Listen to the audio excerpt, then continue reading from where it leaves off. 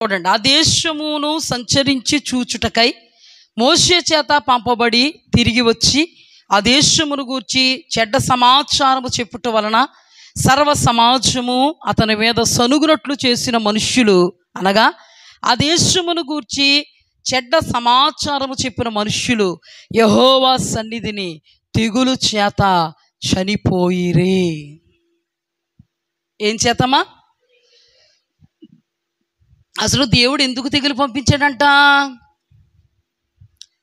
తెగులుతో ఆడుకోండి, తెగులుతో సహవాసం చెయ్యండి, తెగులుతో ముచ్చటించండి, అల్లారు ముద్దంటే ఏంటో తెగులు నేర్పుతుంది అని దేవుడు తెగులును పంపిస్తాడు. సరదాగా పంపించాడండి, సరదాగా పంపించాడు తెగుడు. ఎక్కడి నుంచి వచ్చిందంట తెగులు? దేవుని యొద్ద నుండి తెగులు వచ్చింది. ఎవరి మీదకి? ఆశీర్వదింపబడిన ప్రజలు అనబడిన ఇశ్రాయేలీల మీదకి. ఎందుకు వచ్చింది? ధ్యానం చేద్దాం. తెగులొస్తే ఏమయ్యారు? చచ్చిపోయారు. చచ్చిపోతే వారి యొక్క జీవనం ఏమైంది? ఫుల్ స్టాప్ పడిపోయింది, స్టాప్ అయిపోయింది. వాళ్ళకి జీవితం ఉందా ఇంకా? ఎందుకు అలా జరిగింది?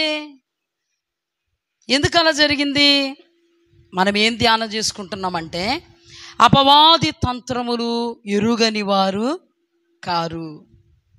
మనం ఏం ధ్యానం చేసుకుంటున్నామమ్మా? అందరు గట్టిగా చెప్పాలి. ఎరగని వారము కాము. ఏం ఎరిగాం ఇంతవరకు? ఏం ఎరిగాం ఎంతవరకు? ఒక్కటైనా చెప్తే బాగుంటుంది, ఎందుకంటే స్టార్టింగ్ ప్రాబ్లం తెలుసు నాకు. నేను అక్కడి నుంచి వచ్చిందన్నే కాబట్టి అన్నీ గుర్తుంటాయి, కానీ అక్కడక్కడ గుర్తుంటాయి, ఫస్ట్ది గుర్తుండదు కదా. అందుకు చెప్పండి అమ్మా, ఒక్కటి చెప్పండి. నా వలన వినిన సంగతులేంటి మీరు? నానా ఓకే, యోసేపు జీవితంలో ఎవరెవరిని అపవాది వాడుకున్నాడు అంటే, కుటుంబములో ఎలా పనిచేస్తున్నాడో అపవాది అని మనం ధ్యానం చేస్తే, ఇక్కడ మనం ధ్యానించుకుంటున్నాం. సంఘం అనేది కుటుంబం అంటాను నేను. సంఘానికి తల్లిదండ్రులు ఎవరు? దైవజనులు అంటాను. పిల్లలు ఎవరు? విశ్వాసులు అంటాను. సమకాలికులైన బిడ్డలే, వృద్ధులైన బిడ్డలే, చంటి బిడ్డలైన బిడ్డలే, తల నెరసిన వెంట్రుకలు కలిగిన వారైనా బిడ్డలే. ఇప్పుడు మాకంటే పెద్దోళ్ళైనా మీరందరూ నాకెవరు? బిడ్డలు. నేను లేడీ అయినా కూడా మీ అందరికీ నేను తల్లిని. అందుకే మీ అందరిని నేను ఎలా చూస్తాను? బిడ్డలుగా చూస్తాను. నేను ఇప్పుడే కదా, ఎప్పటికీ బిడ్డలాగే చూస్తాను. మీరు నన్ను తల్లిలా చూడండి. ఎలా చూడాలి? అమ్మలాగే చూడాలి. అమ్మను చూడడానికి సిగ్గుంటుందా? అమ్మ చెప్పిన మాటలు వినడానికి సిగ్గుపడతామా? తలకింత కెట్టుకుంటామా? సిగ్గుపడితే ఏం చేస్తాం? సిగ్గుపడిపోతే స్ట్రైట్గా పెట్టుకుని చూస్తూ ఉంటాం. ఇప్పటి వరకు కుటుంబంలో ఎలా పనిచేశాడు అనే విషయాన్ని మనం ధ్యానం చేసుకున్నాం. ఇప్పుడు సంఘములో, సంఘ బిడ్డలలో, సంఘం అనబడేటువంటి కుటుంబంలో ఎలా పనిచేశాడు, ఏమేం కార్యాలు చేశాడు. అపవాదిని ఏమనుకున్నాం మనం? వాక్యాన్ని బట్టి తంత్రగొట్టి అనుకున్నాం కదా. ఈ తంత్రగొట్టి పనులు ఎలా ఉన్నాయనేది మనం ధ్యానం చేసుకుందాం. 2 నిమిషాలు తలలు వంచండి. పరిశుద్ధుడా, మహోన్నతుడా, మహాగణుడా, నీ బిడ్డల మీదకి ప్రభువా నీ కోపం రావడానికి కారణమయ్యాడు అపవాది. నీ బిడ్డలు ప్రభువా అపవాది తంత్రములు ఎరగని వారై తంత్రగొట్టి వశమైపోయారు.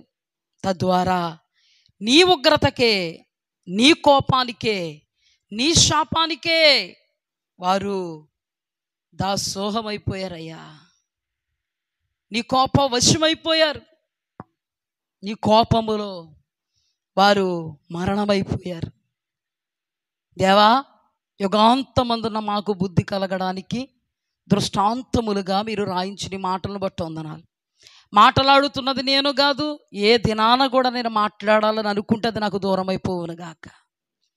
నీవు మాత్రమే నా నోటుగుండా నా ప్రాణాత్మ దేహాలను నీ ఆత్మతో ముద్రించి, నీ వాక్కు ఈ గాడిద నోట నుండి విడుదలవడానికి సహాయము చేయమని మాత్రమే మీరు పిలిచిన పిలుపును బట్టి, ఏర్పాటును బట్టి వేడుకుంటున్నాను.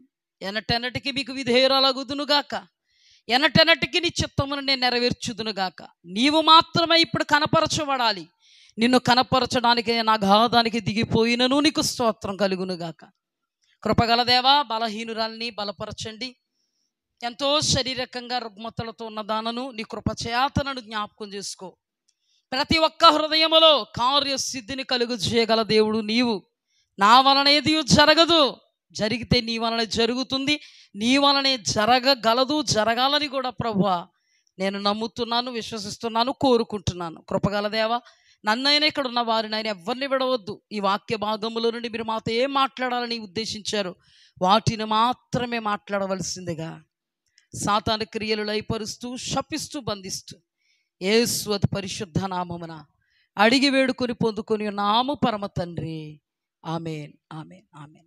అపవాది ఎప్పుడు కూడా తంత్రగొట్టి తన తంత్రాలతో ఆశీర్వదింపబడినటువంటి ప్రజలు అనబడేటువంటి దేవుని బిడ్డలైనటువంటి మనల్ని, ఏ దేవుడైతే నా బిడ్డలను ఆశీర్వదించాలి, దీవించాలి, నా బిడ్డలను హెచ్చించాలి, నా బిడ్డలను గణపరచాలి, నా బిడ్డలను పరిధిలో నిలబెట్టాలి, నా బిడ్డల ఎడల నా మంచితనం అంతటిని కనుపరచాలి అని అనుకుంటాడో, ఒక్కొక్కరిని ఒక్కొక్క రీతిగా ఆయన ఉద్దేశ్యం కలిగి ఉండి ఆయన ప్రేమ అంతటిని కనుపరిచి, ఆయన ఆజ్ఞలిచ్చి, కట్టడలిచ్చి, విధులిచ్చి, ధర్మమిచ్చి, నా బిడ్డలారా మీరు నేను చెప్పిన మాటల ప్రకారముగా బ్రతికితే, నాకు విధేయత కలిగి ఉంటే మీరెన్నటికీ ఆశీర్వదింపబడిన వారు, నా ఆశీర్వాదాలు నీ మీదకు వస్తాయంటాడు.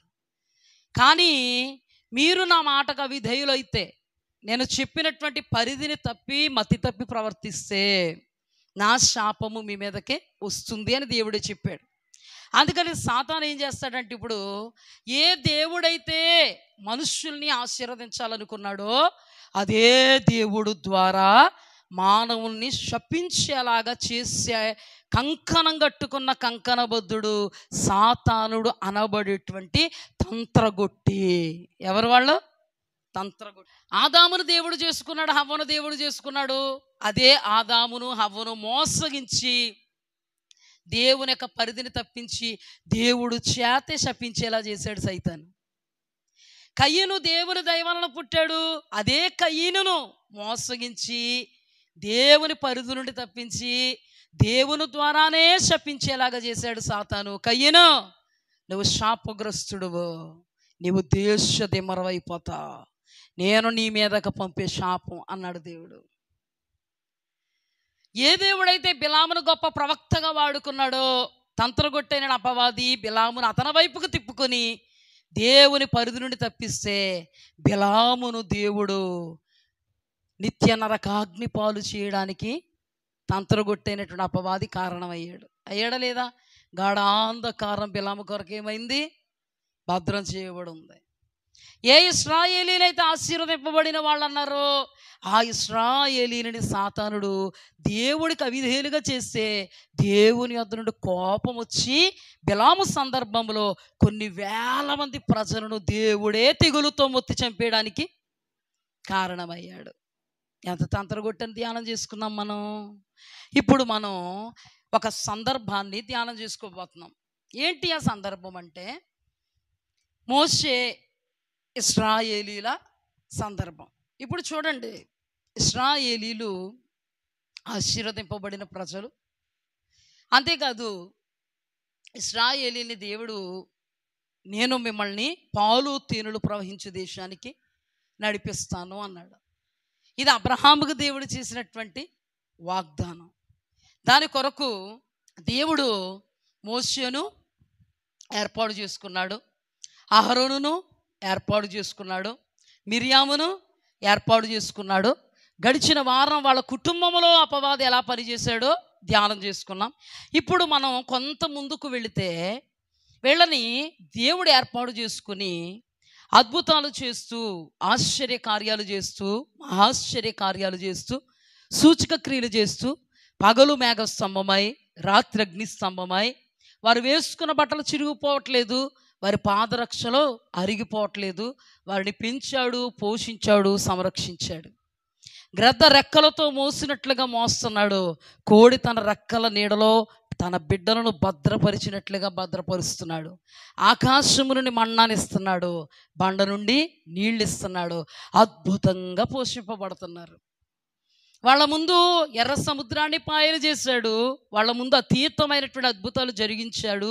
వాళ్ళ ముందు ఆకాశమునంటేటువంటి పురములను సహితము నేల కూల్చాడు. వాళ్ళ ముందు మహా గనులు అనబడేటువంటి రాజులను మట్టి కరిపించి నాశనం చేశాడు. వాళ్ళ ముందు ఎంతటి గొప్ప జనసంద్రాన్నైనను నిర్మూలపరిచి వాళ్ళను ముందుకు కొనసాగిస్తున్న సైన్యములకు అధిపతియగు యెహోవా వారి యొక్క దేవుడు, మన యొక్క దేవుడు. వాళ్ళు చూడలేనిదంటూ ఏది లేదు. ఈ రోజున మనం వాటన్నిటినీ చూడకుండానే నమ్ముతున్నాం. వాళ్ళు చూసి నడుస్తున్నారు. ఎక్కడికి? ఆ ప్రయాణంలో నడుస్తూ ఉన్నప్పుడు అప్పటి వరకు దేవుడు చేసినటువంటి కార్యాలు అన్నీ తెలుసు వాళ్ళకి. దేవునికి అవిధేయులైనటువంటి వారి విషయములో దేవుని కోపము కూడా వాళ్ళు చూచారు. ఒకటి, దేవుడు వైపుకు తిరిగి దేవునికి విధేయులుగా ఉన్న వాళ్ళ విషయంలో దేవుడు వైఖరిని వాళ్ళు చూచారు. దేవునికి అవిధేయులైపోయినటువంటి ఇశ్రాయేలీయుల విషయంలో కానీ, నడిపిస్తున్నటువంటి నాయకుల విషయంలో కానీ దేవదేవుని యొక్క వైఖరిని వాళ్ళు చూచారు. ఈ ఇరువరి వైఖరుల్ని చూస్తూ వాళ్ళు ఎలా ఉండాలి? ఒరే, దేవునికి అనుకూలంగా ఉంటే మనకు అనుకూలుడు, దేవునికి ప్రతికూలంగా ఉంటే మనకు ప్రతికూలుడు. ఎందుకంటే మన పితరులు లేకపోతే మన వాళ్ళు కావచ్చు, మన నాయకుల యొక్క కుటుంబమే కావచ్చు. అప్పటికే దేవుడు ఏం చేశాడు? విధేయులుగా ఉంటే అద్భుతంగా సంతోషిస్తూ వాళ్ళతో ఉండి నడిపించాడు. అవిధేయులుగా ఉంటే వాళ్ళను శిక్షిస్తూ, వాళ్ళ మీద కోపపడుతూ, వాళ్ళని ఆశీర్వదింపబడిన వాళ్ళే అయినప్పటికీ శాపానికి అప్పగిస్తూ వచ్చాడు. ఎప్పటి వరకు కూడా. గడిచిన వారం అదే ధ్యానం చేసాం. మిరియామును ఏం చేశాడు? మరి మిరియాము నాయకి కాదా? ప్రవక్తిని కాదా? దేవుని ఏర్పాటు జనాంగం కాదా? మరి ఏం చేశాడు? దేవుడి యొక్క నైజాన్ని, ఆయన వ్యక్తిత్వాన్ని, ఆయన దైవత్వాన్ని, ఒక మాటలో చెప్పాలంటే నీతి, న్యాయ, యథార్థతలను ఆయన జరిగించే దేవుడు గనుక పక్షపాతం లేకుండా దేవుడు చెప్పినటువంటి మాటను బట్టి పరిధిలో నిలబడినటువంటి వాళ్ళని ఆశీర్వదించాడు, పరిధి తప్పిన వాళ్ళని శపించాడు. ఈ విషయం ఎవరికి తెలుసు? ఈ ప్రదేశములో ఉన్నటువంటి ఇశ్రాయేలీయులందరికీ ఈ సంఖ్యాకాండములో 14వ అధ్యాయములో ఉన్నటువంటి ఇశ్రాయేలీయులందరికీ తెలిసిన విషయము. ఈ రోజున మనం చూడక నమ్మాం, ఆ రోజున చూస్తూ నడుస్తున్నారు. ఏం చేస్తున్నారమ్మా? చూస్తూ నడుస్తున్నారు. చూడక నమ్మినటువంటి మనము ధన్యులు. మరి చూస్తూ నడుస్తున్నటువంటి వాళ్ళు ఇంకెంత ధన్యత సంపాదించుకోవాలి? వాళ్ళ ధన్యతను సంపాదించుకోవాలంటే ధన్యతలో సార్థకత సంపాదించాలి. అంటే వాళ్ళ విశ్వాసము చిక్కు చెదరకుండా ఉండగలగాలి. ఎందుకు? ఎర్ర సముద్రం పాయలు చేశాడా? మనకి తెలుసా? చూసామా కళ్ళతో? మరి ఏం చేసాం? నమ్మాం, విశ్వసించాం, చూడక నమ్మాం. అయ్యా, ఎర్ర సముద్రాన్ని పాయలుగా చేసిన నీకు నా జీవితంలో ఉన్న సమస్యను పాయలుగా మార్చి రహదారిగా చేసి ఆ మార్గంలో సునాయాసంగా నడిపించ సమర్థుడు నీవు. మెట్టగా ఉన్న స్థలములను సరళము చేయగల దేవుడు నీవు. ఎందుకంటే మా పితరుల యొక్క దినాలలో వారి పక్షముగా నీవు ఎర్ర సముద్రాన్ని పాయలుగా చేసావన్న సంగతి మేము ఎరుగుదుము అంటున్నాం. మనం దేవుడు మనల్ని మెచ్చుకుంటాడా? మెచ్చుకోడా? తోమాతో ఏమన్నాడు దేవుడు?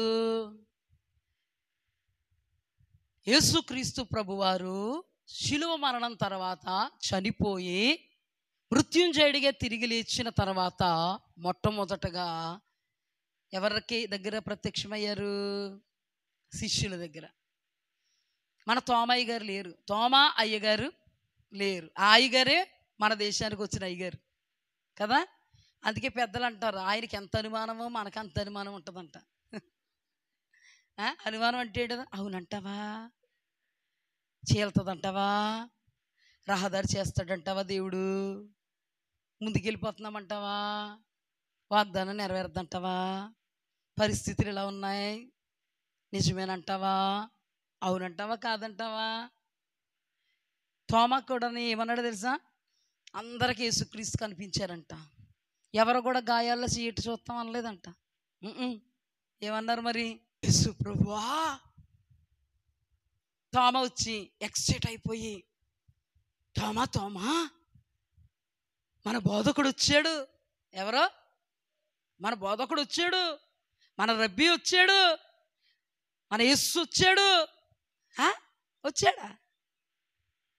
మీరు నమ్మారా? నమ్మాం, వచ్చాడు, ఇక్కడ నిలబడ్డాడు. అవునా? గాయాల్లో చేటి చూసారా? నువ్వే డాక్టర్ అని అన్నా? లోక కదా డాక్టరు, లోక కదా వైద్యుడు, డాక్టరు. ఆ డాక్టర్ చేటి చూడలేదు పాపం, నమ్మాడు. కానీ డాక్టర్ కదా ఏం కాదు. ఏమంటే నిజంగా డాక్టర్లే కొంచెం అణిగిమని ఉంటారు, కానీ ఈ మాత్రం వైద్యం తెలిసినోడు కూర్చో, నిలబడు, అలాగే ఇలాగే ఆడు కూర్చోనేవాడు. తెలుసా ఏం చేశాడు ఇప్పుడు తోమా? గాయాల్లో చెయ్యి పెట్టి చూసి ఇలాగెలా అని, నిజంగా గాయాలుంటే అప్పుడు నమ్ముతాను అన్నాడు. యా బాబు, దేవుడు పునరుద్ధానుడిగా తిరిగి వస్తానని చెప్పలేదా నాయన? చెప్పాడా? మేము నమ్మం కదా. చెప్పాడా? మాకు అంత విశ్వాసం ఉండదు కదా. చెప్పాడా? మాకు అనుమానం ఎక్కువ కదా. చెప్పాడా? విశ్వాసము లేకుండా దేవునికి ఇష్టలుగా ఉండుట అసాధ్యము, అది బైబిల్ చెప్పింది. 12 మంది శిష్యుల్లో ఒకడు ఈయన గారంట మర్చిపోయాడంట అన్నిని. ఏమైపోయాడు? అప్పుడు అన్నాడు దేవుడు, తోమా వచ్చాడు మళ్ళీ, రా రా నా గాయాలు ఇవ్వుగో, చెయ్యి పెట్టి చూడు చూడు అంటే చూసాడా? సిగ్గుపడ్డాడండి. ఏమడ్డాడు? విశ్వసించకపోతే బ్రతుకులు సిగ్గు కప్పగింపబడతాయి, నమ్మకపోతే బ్రతుకులు సిగ్గు కప్పగింపబడతాయి. దేవుని ఎదుట నమ్మకత్వమును కనుపరచకపోతే నీ జీవితంలో ఏ అద్భుతమును నువ్వు ఆశించొద్దు. సిగ్గుపడ్డాడు లేదా తోమా? అన్నాడా? ఏమన్నాడు? తోమా, చూడక నమ్మిన వాళ్ళు ధన్యులు. నువ్వు చూసి నమ్మావు, చూడక నమ్మిన వాళ్ళు. ఇప్పుడు మనం ఎవరు? ధన్యులం. హల్లెలూయా. మరి ఉంచుకుందామా ధన్యత, పోగొట్టేసుకుందామా? మరి ఎందుకంటే అప్పటి వరకు 14 అధ్యాయంలో ఉన్న వాళ్ళు అందరి వరకు చూసి చూసి నమ్మి నమ్మి 14 అధ్యాయంలోకి వచ్చారు. ఆ 14 అధ్యాయంలో చాలామంది వచ్చి రాకుండానే చచ్చిపోయిన వాళ్ళు చాలామంది ఉన్నారు అవిశ్వాసంతో. మరి వీళ్ళు ఉంచుకున్నారా తెచ్చుకున్నారా?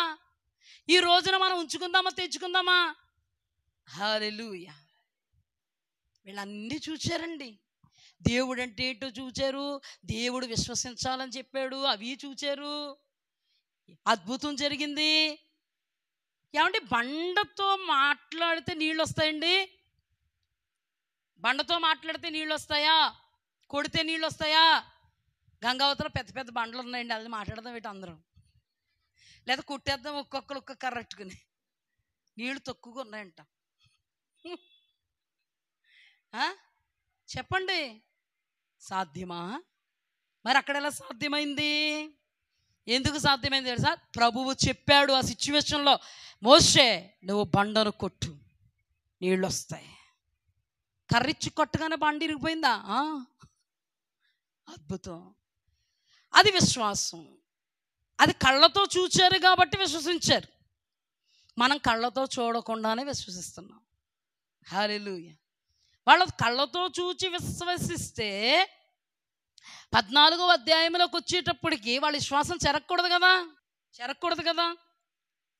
వాళ్ళ దేవుడు అద్భుతాలు చేస్తుంటే కళ్ళతో చూస్తుంటే చెరగకూడదు కదా. వాళ్ళ బట్టలు చిరిగిపోలేదంట, నమ్ముతారు నమ్మరా? ఒకసారి మీద చేసుకోండి, బట్టలు చిరిగిపోలేదంటే అద్భుతమా కదా. నువ్వు ఒక్క 10 సార్లు చీర కట్టావంటే చిరిగిపోద్ది, ఎక్కడో చోట డ్రెస్ చిరిగిపోద్ది. అద్భుతం కాదు? ఏమండి, మన దేవుడు అద్భుతకరుడు. దీనికి సంకేతం ఏంటో తెలుసా? నీ దేవుణ్ణి నీవు నమ్మితే నీ జీవితంలో సాధారణ కార్యాలు చేసి చూపుతాడు. నీ విశ్వాసం మీద ఆధారపడి ఉంది. అందుకే హెబ్రీ గ్రంథకర్త 11వ అధ్యాయంలో అందరి గురించి విశ్వాసమును బట్టి, విశ్వాసమును బట్టి, విశ్వాసమును బట్టి. అసలు క్రైస్తవ జీవితమే విశ్వాసం, నమ్మకం. ఎదురుగుండా ఏమైపోతుందో కాదు, నా దేవుడు ఏమి చేయగలడా, అది విశ్వాసం. ఎదురుగుండా పరిస్థితులు ఏమైపోతున్నాయి కాదు, పరిస్థితులను మార్చగల దేవుడు నాకున్నాడు, అది విశ్వాసం. అతలాకుతలం అయిపోతుంది, అయ్యే బాబోయ్ కనుచూపు మేరలో మన దర్శనం నెరవేరేలా లేదు, అయినా నా దేవుడు నెరవేర్చ సమర్థుడు, ఇది విశ్వాసం. ఆ దినాన యోబన్న వాడి యొక్క జీవితంలో సమస్తము అతలాకుతలమైపోయి, కడుపును పుట్టిన బిడ్డలు చచ్చిపోయి, సమస్తము చెల్లా చెదరైపోయి అతని ముందు కనబడుతుంది జీరో. ఆ జీరోలో నుంచి చూస్తున్నాడు, నా దేవుడు శక్తిమంతుడు. అదే నాన్న యోసేపు యొక్క జీవితంలో ఏం కాదు, సంఖ్యలు బిగింపబడి ఒక మూల కూర్చుంటే ఆ సంఖ్యలలో నుంచి, లోతులలో నుంచి తన దర్శనాన్ని నెరవేర్చగల దేవదేవుని యందు విశ్వాసం ఉంచాడు. కాబట్టి యోసేపు పరిశుద్ధతను కూడా కాపాడుకోవడం మానలే. ఎందుకు? ఆ దేవుని యందు విశ్వాసం. అంతేగాని ఈ దేవుడిని నన్ను విడిచిపెట్టేశాడు, ఈ దేవుడి కోసం ఎందుకు పరిశుద్ధంగా ఉండాలనుకున్నాడా? ఈ దేవుడు నన్ను విడిచిపెట్టేశాడు, కనుచూపు మేరలో నా దర్శనం నెరవేర్చబడే పరిస్థితి నాకు దక్కట్లేదు, ఇంకెందుకు నేను దేవుడికి అనుకూలంగా ఉండాలి, ఇంకెందుకు దేవుని ఎదురు యథార్థంగా ఉండాలనుకున్నాడా? యథార్థతను కోల్పోలేదు కాబట్టి దాని అర్థం ఏంటంటే ఇంకా తన దేవుని మీద విశ్వాసం ఉంచాడు, అది అర్థం. నువ్వు దేవుని మహిమను చూస్తావు, విశ్వసించువాడు కలవరపడడు. విశ్వసించుట వలన దేవుడు కార్యాలు జరుగుతాయి. హల్లెలూయా. అందుకే విశ్వాసము లేకుండా దేవునికి ఇష్టలుగా ఉండుట సాధ్యము. అంటే దాని అర్థం ఏంటి? విశ్వాసం లేకపోతే దేవుడికి ఇష్టంగా ఉండలేను. నువ్వు మాత్రం చెప్పుకుంటావు, నాకు దేవుడు అంటే చాలా ఇష్టం, నేనంటే కూడా దేవునికి ఇష్టం. దేవుడు అంటాడు, అమ్మా నీతో ఎప్పుడైనా చెప్పాను నేను? అందుకే ప్రార్థన చేసేస్తావు. దేవుడు అంటాడు, అమ్మా ప్రార్థన అంటున్నానా నీకు తెలుసా? అసలు విశ్వాసం అంటే ఏంటో తెలుసా? దేవుడు ఎలా బతకమన్నాడో ఆయన విశ్వాసం బ్రతకడం విశ్వాసం. నువ్వు అనుకుంటున్నావేమో ప్రార్థన చేయడం విశ్వాసం అని, నువ్వు అనుకుంటున్నావో ప్రార్థన చేయడమే విశ్వాసం అని, నువ్వు అనుకుంటున్నావేమో భక్తి చేయడమే విశ్వాసం అని. విశ్వాసం అంటే ఏంటో తెలుసా? దేవుడు చెప్పిన మాటను బట్టి నీ జీవితాన్ని ఆ రీతిగా మలుచుకొని, నీ స్వభావాన్ని ఆ రీతిగా మలుచుకొని, నీ ప్రవర్తనను ఆ రీతిగా మలుచుకుంటే దాని అర్థము విశ్వాసము. దానితో నువ్వు ప్రార్థన చేస్తే దానికి సంకేతము దేవుడు వింటున్నాడు అని అర్థం, నీతో ఉన్నాడు అని అర్థం. హల్లెలూయా. ఇప్పుడు చూడండి, ఇశ్రాయేలీలు అంతవరకు కూడా ఎవరిని చూసుకుంటూ బ్రతుకుతున్నారు? దేవుడు చూసుకుంటూ 14 అధ్యాయం వరకు వచ్చిన విశ్వాసులు అందరూ కూడా ఈలోపే చచ్చిపోలేదు. దేవుడు కోపానికి కారణం అవ్వలేదు, కానీ చాలామంది కారణమైపోయారు. వీళ్ళు కారణమైపోలేదంటే వీళ్ళు తన విశ్వాసాన్ని కాపాడుకుంటూ వచ్చారు. దేవుని ఎదుట అవిధేయులు కాక విధేయతను కాపాడుకుంటూ వచ్చారు. దేవునికి అనుకూలులుగా ఉన్నారు కాబట్టి అంతవరకు దేవుడు చేసిన అద్భుతాల్లో వాళ్ళు నిలబడగలిగారు. హల్లెలూయా. దేవునికి మహిమ కలుగునుగా. దేవుడు ఎప్పుడూ కూడా నీతి కొన్ని సందర్భాల్లో ఉంచుకున్న తర్వాత వదిలేయండి అంటాడా? పరిశుద్ధత కొన్ని సందర్భాల్లో చూపించండి తర్వాత వదిలేయండి అంటాడా? విశ్వాసము కూడా కొన్ని సందర్భాల్లో చూపించండి తర్వాత వదిలేయండి అంటాడా? ఆయన ఎప్పుడు దేన్ని వదలమండవు, కొనసాగించమంటాడు. దేన్ని ఎప్పుడు వదలమండవు, కొనసాగించు అంటాడు. ఇక్కడ కూడా అప్పుడు విశ్వాసం ఉంది, ఇప్పుడు విశ్వాసం లేదని, నా బాబు అప్పుడు విశ్వాసం చూపవు నాయన, ఎన్ని కారణాలు వచ్చాయి నాయన నీకు అని అన్నాడా? చూద్దామా. ఇక్కడ ఏం జరిగిందంటే, మోషే 14 సంఖ్యాకాండం 14 అధ్యాయంలోకి వచ్చేటప్పటికి వేగు చూడడానికి గోత్రానికి సంబంధించిన వాళ్ళు ఒక్కొక్కరు చొప్పున 12 గోత్రాలకు సంబంధించిన వాళ్ళని 12 మందిని వేగు చూడడానికి పంపించాడు. ఏ దేశానికి? వాళ్ళు ఎక్కడికి వెళ్ళాలి అక్కడికి ఏం చేశాడు? పంపించాడు. పంపించినప్పుడు 12 మంది వెళ్ళారంటండి. ఈ 12 మంది అక్కడికి వెళ్ళిన తర్వాత దేవుణ్ణి మర్చిపోయారు ముందు. ఏమండి, బాగా అర్థమయ్యేలా చెప్తాను, ఇది ఈ కోణంలో ప్రభు మాట్లాడుతున్నాడు, జాగ్రత్త. దాని అర్థం ఏంటంటే, అంతవరకు మా దేవుడు మా దేవుడు మా దేవుడు అన్నవాళ్ళు అక్కడికి వెళ్ళాక ఏ దేవుడు, మా దేవుడు ఏమాయను, మా దేవుడు ఎక్కడున్నాడు, మరి ఎవరు కనబడుతున్నారు మీకు అంటే, అందులో 10 మందికి ఎవరు కనబడుతున్నారు తెలుసా? ఉన్నత దేహులు కనబడుతున్నారు. 10 మందికి ఎవరు కనబడుతున్నారు? 10 మంది మీ దేవుడు వీళ్ళ కంటే ఉన్నత దేవుడు కాదా అంటే, అవునా మా దేవుడా ఉన్నత దేవుడా వీళ్ళకంటేనా? కాదు కాదు, వీళ్ళే ఉన్నత దేవుడు అన్నట్టు కనబడుతున్నారు వాళ్ళకి. యెహోషువ కాలేబుకి ఎలా కనబడుతున్నారు? ఉన్నత దేహులు కనబడట్లేదు. ఉన్నత దేహులను చూసినప్పుడు యెహోషువ కాలేబులకు ఉన్నత దేవుడు అనబడేటువంటి దేవుడు కనబడుతున్నాడు. హల్లెలూయా. గెహాజీ ఎలీషా మీ అందరికీ తెలుసు. గెహాజీ ఎలీషా సందర్భంలో ఎలీషా దైవజనుణ్ణి సిరియాకి సంబంధించినటువంటి రాజు సిరియా సైన్యాన్ని, భీకరమైనటువంటి సైన్యాన్ని ఎలీషాను పట్టుకొచ్చేయండ్రా అని పంపేటప్పటికి ఎలీషా నివాసము చుట్టూ సిరియా సైన్యం భీకరంగా ఉంది. ఎలీషా మాత్రం యథాప్రకారంగా ఉన్నాడు ధ్యానంలో. గెహాజీ పాపం బయటికి వెళ్ళాడు. బయటికి వెళ్ళేటప్పుడు సిచ్యువేషన్ అంతా చూచి ఎలీషా దగ్గరికి వచ్చి, మహాప్రభో నా ఏలిన వాడా ఎలీషా, మిమ్మల్ని చుట్టుముట్టేశారండో, మిమ్మల్నే కాదు మమ్మల్ని చుట్టుముట్టేశారండి, మహాభీకరమైన సైన్యం అండి అన్నాడు. ఎలీషాకు తెలుసు తన దేవుడు బలవంతుడని, ఎలీషాకు తెలుసు తన దేవుడు బాహువు కలిగిన వాడవని, తన దేవుని యొక్క బాహువు ఘనమైనదని ఎలీషాకు తెలుసు.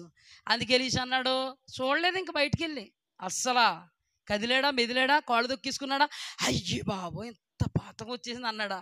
ఆత్మీయులు అందరండి అలాగా మౌనంగా అలా ఉంటారు. ఏమన్నాడు అప్పుడు?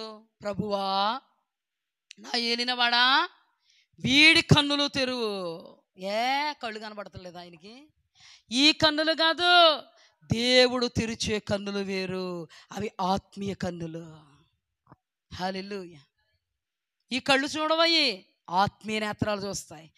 ఆల్రెడీ ఎలీషాకు ఆత్మీయ నేత్రాలు కనబడినందున చుట్టూ ప్రదక్షిణాలు చేస్తున్నటువంటి వాళ్ళని ఆల్రెడీ చూస్తూనే ఉన్నాడు.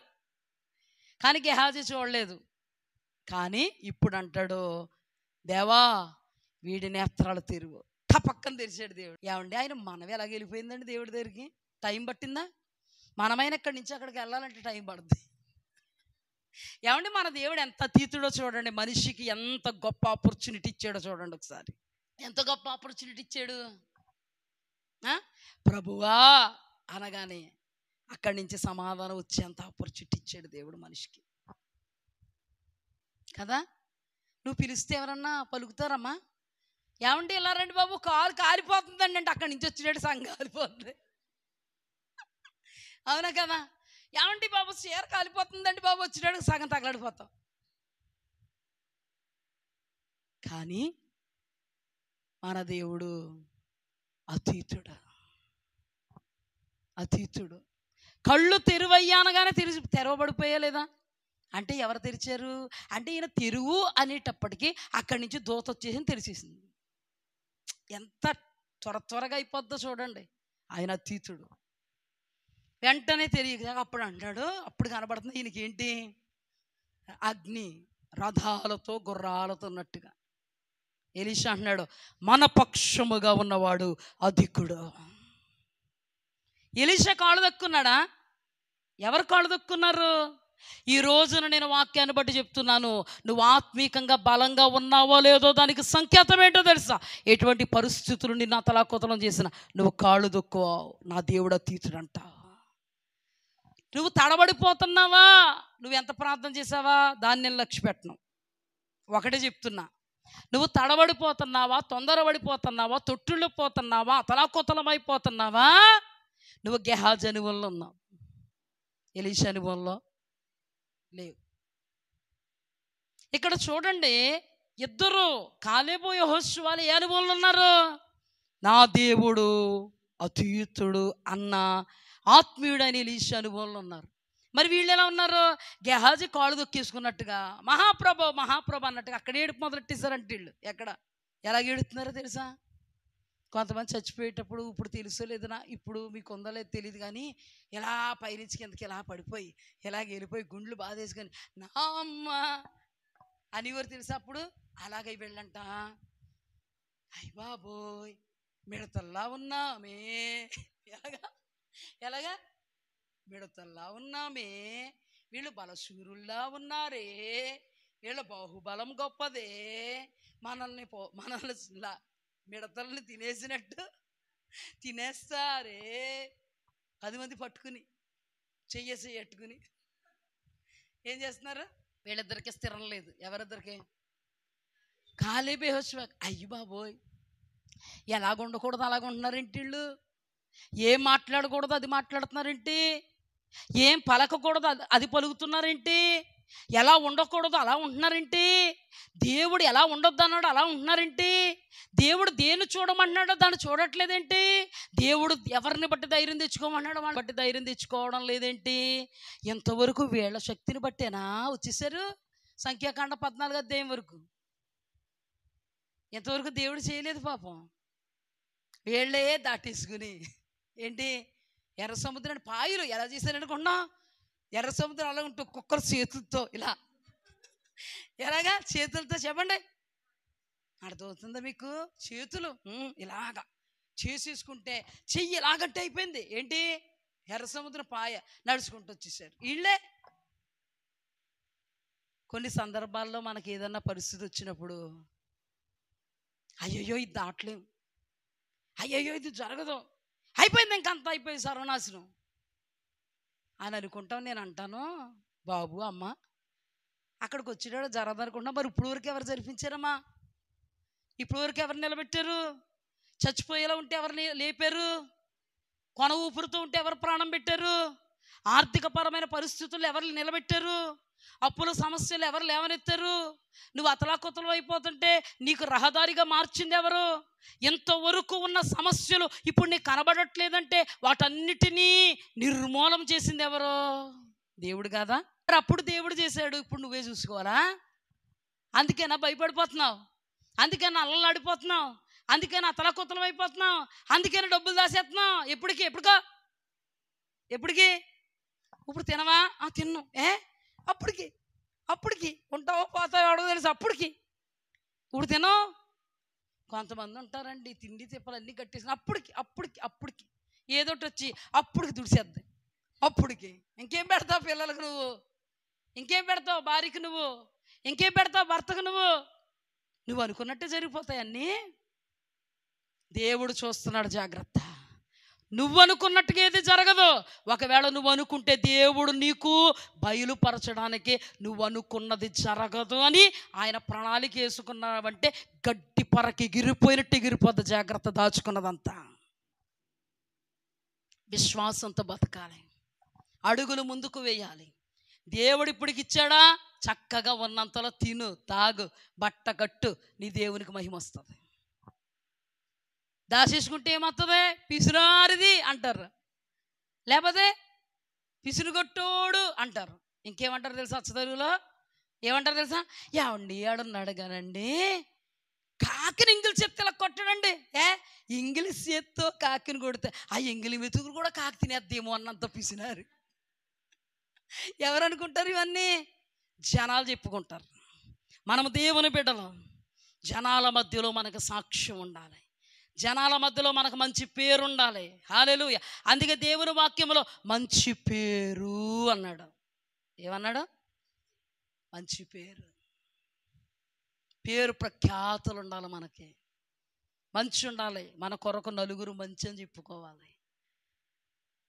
ఇదంతా మన వలన జరగదు, మన ఆలోచనల వల్ల జరగదు, మన తలంపుల వల్ల జరగదు, మన ఊహల ఉద్దేశాల వల్ల జరగదు. దేని వల్ల జరుగుద్దో తెలుసా? నీ విశ్వాసము వలన జరుగుద్ది. దేవుని వాక్యమును నీ విశ్వసించుట వలన జరుగుద్ది. విశ్వసించిన వాక్యాన్ని అమలు పరుచుట వలన జరుగుద్ది. దేవునికి మహిమ కలుగునుగా. మరి ఇంతవరకు వీళ్ళు ఏం చేశారు? 14వ అధ్యాయంలోకి వచ్చారు, కానీ 14వ అధ్యాయంలో వేగు చూడడానికి వెళ్ళేటప్పటికీ వీళ్ళకి మా దేవుడు ఎక్కడున్నాడు అన్నారు. ఉన్నత దేహులు వీళ్ళు, మిడతల్లా ఉన్నాం మేము. వాళ్ళు ఎలా ఉన్నారు? మేము ఎలా ఉన్నాం? మింగేస్తారు. మళ్ళీ ఒక్కొక్కడు ఎంత ఉన్నాడో చూడండి, అల్లిపోతున్నారు.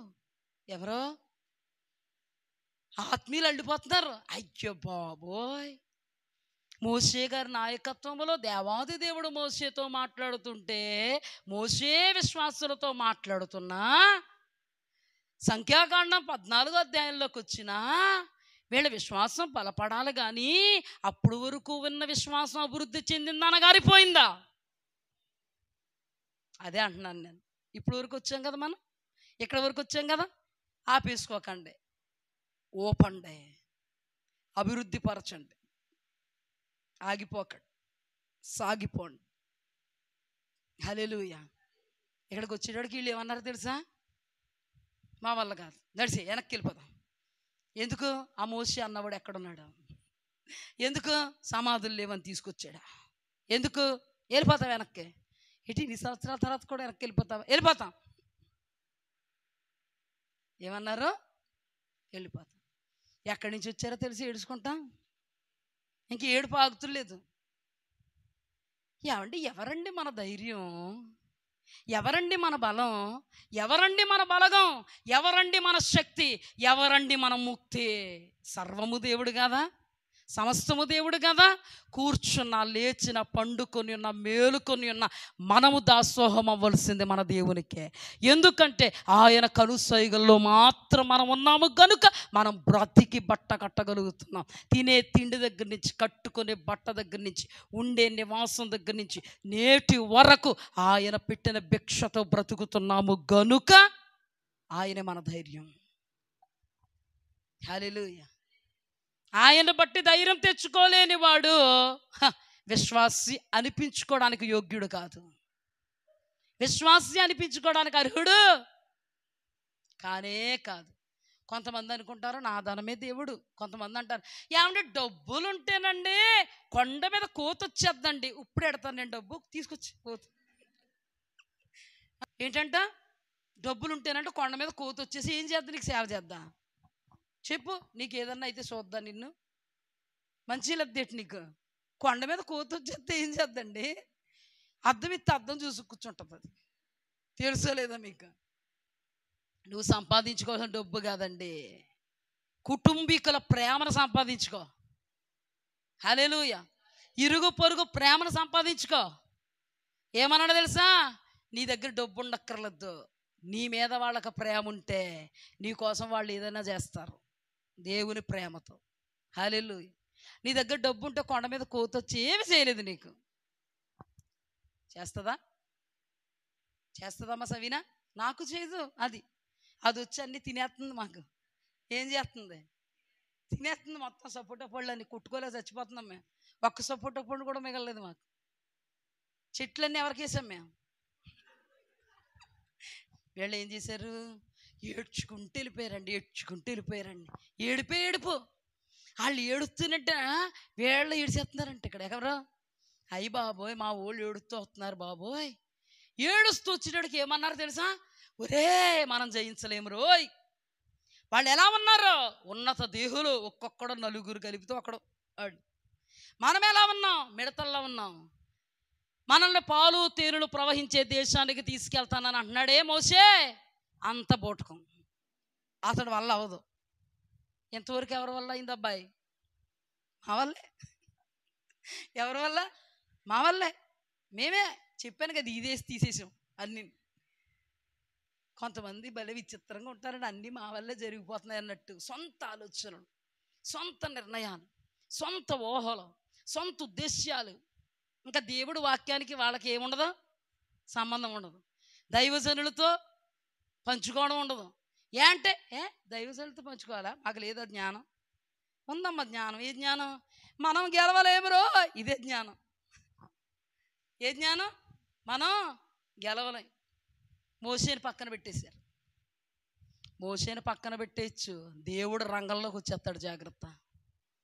మోషేని పక్కన పెడితే దేవుడు ఏం చేస్తాడు? రంగంలోకి వస్తాడు. మోషేని పక్కన పెట్టేసి ఏడు చేస్తుంటే అప్పుడు ఏం చేశాడు? దేవుడికి ఏమొచ్చింది? కోపం వచ్చింది. అసలు వీళ్ళని ఇలా నడిపించింది ఎవరు? అద్భుతం ఏంటో తెలుసు. ఒక్కసారి జాగ్రత్తగా ఆలోచించండి. సంఖ్యాకాండం 14 అధ్యాయం వరకు ఎంత పర్ఫెక్ట్ విశ్వాసాన్ని కాపాడుకున్న వీళ్ళలో అర్ధాంతరంగా ఏం జరిగింది అంటే అపవాది బీజాలు విత్తాడు. జాగ్రత్తగా వినండి. అంతవరకు మోషేకు అనుకూలంగా, మోషే మాటకు అనుకూలంగా, దేవునికి అనుకూలంగా సంఖ్యాకాండం 14 అధ్యాయం వరకు దేవునికి విధేయులుగా ఉండి వాళ్ళ మీద నమ్మకత్వం. ఎవరినైనా ఎక్కడికైనా పంపించాలనుకుంటే ఎవరిని పంపుతాం? విశ్వాసుల్ని, నమ్మకంగా ఉన్న వాళ్ళకి పోతే పంపుతాం. ఏరేరు పంపాడంటే ఈయన ఎంతమందిని? 12 మంది కూడా నమ్మకస్తులే, 12 మంది విశ్వాస వీరులే, 12 మంది అద్భుతంగా దేవుని వెంబడిస్తున్న వాళ్ళే, 12 మంది కూడా దేవుని కొరకు చకచక ముందుకు అడుగులు వేస్తున్న వాళ్ళనే. ఈ 12 మందిని పంపితే 10 మంది పడిపోయారండి తంత్రంలో. వీళ్ళని అడిగితే తర్వాత దేవుడు ఉగ్రత మీదకి వచ్చేస్తుందంటే వాళ్ళు ఏమంటారు తెలుసా? అపవాది తన కుయుక్తి చేత మమ్మను మోసగించినందున పలకకూడని మాట మేము పలికామంటారు. అంతవరకు అలాగున్న వాళ్ళు సడన్గా ఎందుకు మారిపోయారు? మీరు చూడండి, సంఘములో అంతవరకు దైవజనులు కుడిభుజాలకు ఉన్న వాళ్ళు ఎందుకు మారిపోయారు టక్కనే? సంఘంలో మెయిన్ పిల్లర్స్గా ఉన్నవాళ్ళు టక్కన ఎందుకు మారిపోయారు? సంఘంలో ఒక ముద్ర పడిపోద్ది, వీళ్ళు ప్రథములు అన్నవాళ్ళు ఎందుకు కడపటోళ్ళు అయిపోయారు? అయ్య బాబో వీళ్ళు దేవుడు సన్నిధి వదలరు అని ఒక సాక్ష్యం ఉంటుంది వాళ్ళకి. సడన్గా ఎందుకు వదిలేసి వెళ్ళిపోయారు? ఉపవాస ప్రార్థనలకు వచ్చిన వాళ్ళు సడన్గా ఎందుకు మానేశారు? బుధవారం గృహకుడికి వచ్చిన వాళ్ళు సడన్గా ఎందుకు మానేశారు? పాస్టర్ గారు కుడుభుజాలుగా ఉన్నవాళ్ళు సడన్గా ఎందుకు రివర్స్ అయిపోయారు? సంఘములో పరిచర్యలు ముందున్న వాళ్ళు దైవజనుల కోసం, సంఘం కోసం ప్రాణాన్ని కూడా ఇవ్వడానికి ముందుండేవాళ్ళు విడిచెందుకు వెళ్ళిపోయారు? Something wrong. ఏంటి అర్థం అవట్లేదా? నేను చెప్పాలా? ఏమైంది? ఎందుకు అలాగైపోయారు? అప్పటి వరకు బాగున్న వాళ్ళు అప్పుడు ఎందుకు బాగోకుండా మారిపోయారు? సాతానుడు అపవాది తంత్రగొట్టి తన తంత్రము చేత ఎవరిని మెయిన్ వాళ్ళని పట్టుకుంటాడు. వీడు మిరియాం మెయిన్ కాదా? కయ్యను మెయినుడు కాదా? పట్టుకున్నాడా లేదా? బిలాము అతనుకున్న కృపావరం ఎవరికన్నా ఉందా? పట్టుకున్నాడా లేదా? మెయిన్ పిల్లర్స్ని పట్టుకోడా? ఏమండి, ఒక మందిరానికి పిల్లర్స్ ఉంటే సంసోన్ ఏం చేశాడు? ఒరే బాబు, నన్ను ఒక పిల్లర్ కట్టు చాలు. పిల్లర్ను కానీ పాడేసానంటే మొత్తం పడిపోద్ది ఆటోమేటిక్గా. అందుకని సైతానుగాడు ఎవరిని పట్టుకుంటాడు? ముందు మొదటి వారిని పట్టుకుంటాడు, ఆదిలో ఉన్న వాళ్ళని పట్టుకుంటాడు. ఎందుకు? సేవను పతనం చేయాలి, నాశనం చేయాలి. సేవ అందంగా జరుగుతూ ఉన్నప్పుడు బ్రేక్ వేస్తాడు. ఆగిపోద్దా సేవ? యూదులకు సహాయము వేరొక చోట నుండి వచ్చును. ఎస్సరు ఇందును బట్టి నీవు రాజ్యానికి వచ్చావన్న సంగతి మర్చిపోకు. యూదులకు సహాయము వేరొక చోట నుండి వచ్చును, నువ్వు నీ ఇంటి వారు మాత్రం నశించిపోతారు అన్నాడా లేదా? మరి వీళ్ళందరూ మెయిన్ పిల్లర్సా కదా? ఆచితూచి లక్షలాది ఇశ్రాయేలీల కాల్బలం ఉంటే మెయిన్ వాళ్ళని ఏం చేశాడు? మెయిన్ వాళ్ళని ఇప్పుడు ఎవరు పట్టుకున్నారు? ఈ మెయిన్ వాళ్ళు పట్టుకుంటే, ఈ మెయిన్ వాళ్ళు ఏడుస్తుంటే, మెయిన్ వాళ్ళలో చాలా కథ ఉంటుంది. మెయిన్ వాళ్ళు ఏడుస్తున్నారంటే ఇది ఆషామాషి విషయం కాదని సర్వ సమాజం ఎలుగెత్తేసిందంట. అర్థమైందా మీకు? అక్కడ మెయిన్ వాళ్ళు ఎలాగుంటే అలాగుంటారు. ఏమండి, సైతానుగాడు మెయినోడు కదా. లూసిఫర్ దేవుడు గెంటెత్తే ఆడు మెయినోడు కాబట్టే దేవుడు దగ్గరున్న దూతలేరా వచ్చేస్తారా అంటే ఓకే శాంక్షన్, వచ్చేస్తాం. వెళ్ళిపోయలేదా? ఇప్పుడు కూడా డిస్ట్రిబ్యూషన్ ఎక్కడి నుంచి వస్తుంది? సంఘానికి వీళ్ళు మెయిన్ అనుకుంటామే, సంఘానికి వీళ్ళు పునాది అనుకుంటామే, సంఘానికి వీళ్ళు ప్రారంభం అనుకుంటామే, సంఘంలో వీళ్ళు పాత్ర చాలా ఉందనుకుంటామే. వాళ్ళని పతనం చేస్తా వస్తాడు. ఏదో కారణం. ఏం కారణం? వీళ్ళు ఎవరిని చూశారు? ఉన్నత దేహుల్ని చూచారు. ఇప్పుడు వీళ్ళు ఎవరిని చూస్తారు? అదిలో అంతా మాదే కానీ ఇప్పుడు ఇంకొకరిదే అలా చూపిస్తారు. ఇప్పుడు అదిలో అంతా మేమే ఉండేవాళ్ళం కానీ ఇప్పుడు సాతానుగాడు ఎలాగైనా పడగొడతాడు. నీకు ఏ విషయంలో పడగొడితే నువ్వు పడతావో అదే కనబడేలాగా చేస్తాడు. ఎవరో? సాతాను. సర్వ సమాజాన్ని ఎంతమందిని ఉపయోగించుకుని అతలాకుతలం చేశాడు సాతాను? 10 మందిని ఉపయోగించుకుని. 10 మందిని ఉపయోగించుకుని మాట్లాడుతుంటే అందులో ఇద్దరు మాట ఎవరన్నా వింటున్నారా? మెజారిటీ ఎవరికే ఉంది? మెజారిటీని పడగొట్టేశాడు. తంత్రగొట్టి ఏం చేశాడండి? పడగొడితే వీళ్ళు అక్కడికి వెళ్ళి ఏమన్నారంట? చెడ్డ సమాచారం చెప్పారంట. వీళ్ళ మాటలు పట్టుకుని మొత్తం సమాజం అంతా దుల్లేసి ఏడుస్తున్నారంట. అయ్యయ్యో, ఇంతవరకు ఎంతకు వచ్చాము, చచ్చిపోతాము మనము. మరి దేవుడు గొడవ లేదు అప్పుడు. ధర్మశాస్త్రం చదవరా? వద్దు, ధర్మశాస్త్రం చదవద్దు. ఇప్పుడు ప్రతిరోజు ధర్మశాస్త్రం చదువుతాం కదా, వద్దు చదవద్దు. ఏమయ్యాడు దేవుడు? ఉన్నత దేహులాళ్ళు సర్వ సమాజం దగ్గర సాగిలి పడిపోయాడంటండి మోషే. అయ్యా, దేవునికి ఇష్టం లేకుండా మాట్లాడకండి, దేవునికి అవిధేయులైపోకండి, విశ్వాసంతో మాట్లాడండి. విశ్వాసం లేకుండా దేవుడికి ఇష్టలై ఉండుట అసాధ్యం. విశ్వాసం మీలో కనుగొనకపోతే దేవుడు అద్భుతాలు చేయుడు, దేవుడు ఆశ్చర్యకార్యాలు చేయుడు. మీరు భ్రమలో ఉన్నారు, మీరు మోసపోతున్నారు, మీరు తంత్రాల్లో పడిపోతున్నారు. మీరు సునాయాసంగా నడవాలంటే దేవుని వైపు చూడాలి, దేవుని యందు విశ్వాసం ఉంచాలి, దేవునికి అనుకూలంగా మాట్లాడాలి. దేవుని శక్తిని చులకన చేయొద్దు. దేవుడు అతీతుడు. సర్వ సమాజం కాళ్ళ మీద పడిపోతున్నా వీళ్ళు ఏడుపులు మాత్రం మానలేదు. మారారా? వాళ్ళందరినీ కొట్టేయడానికి వెళ్ళిపోతున్నారు. వీళ్ళు కట్టలు దించుకుని వచ్చి ఈ 10 మందిలో షేక్ చేస్తున్న తంత్రగొట్టి ఎంతమందిలో ఏమంటే అది నాన్న హవ్వలో నుంచి ఆదాముని, అక్కడి నుండి సర్వమానవాళి పాపులైపోవడానికి కారణం చేశాడు.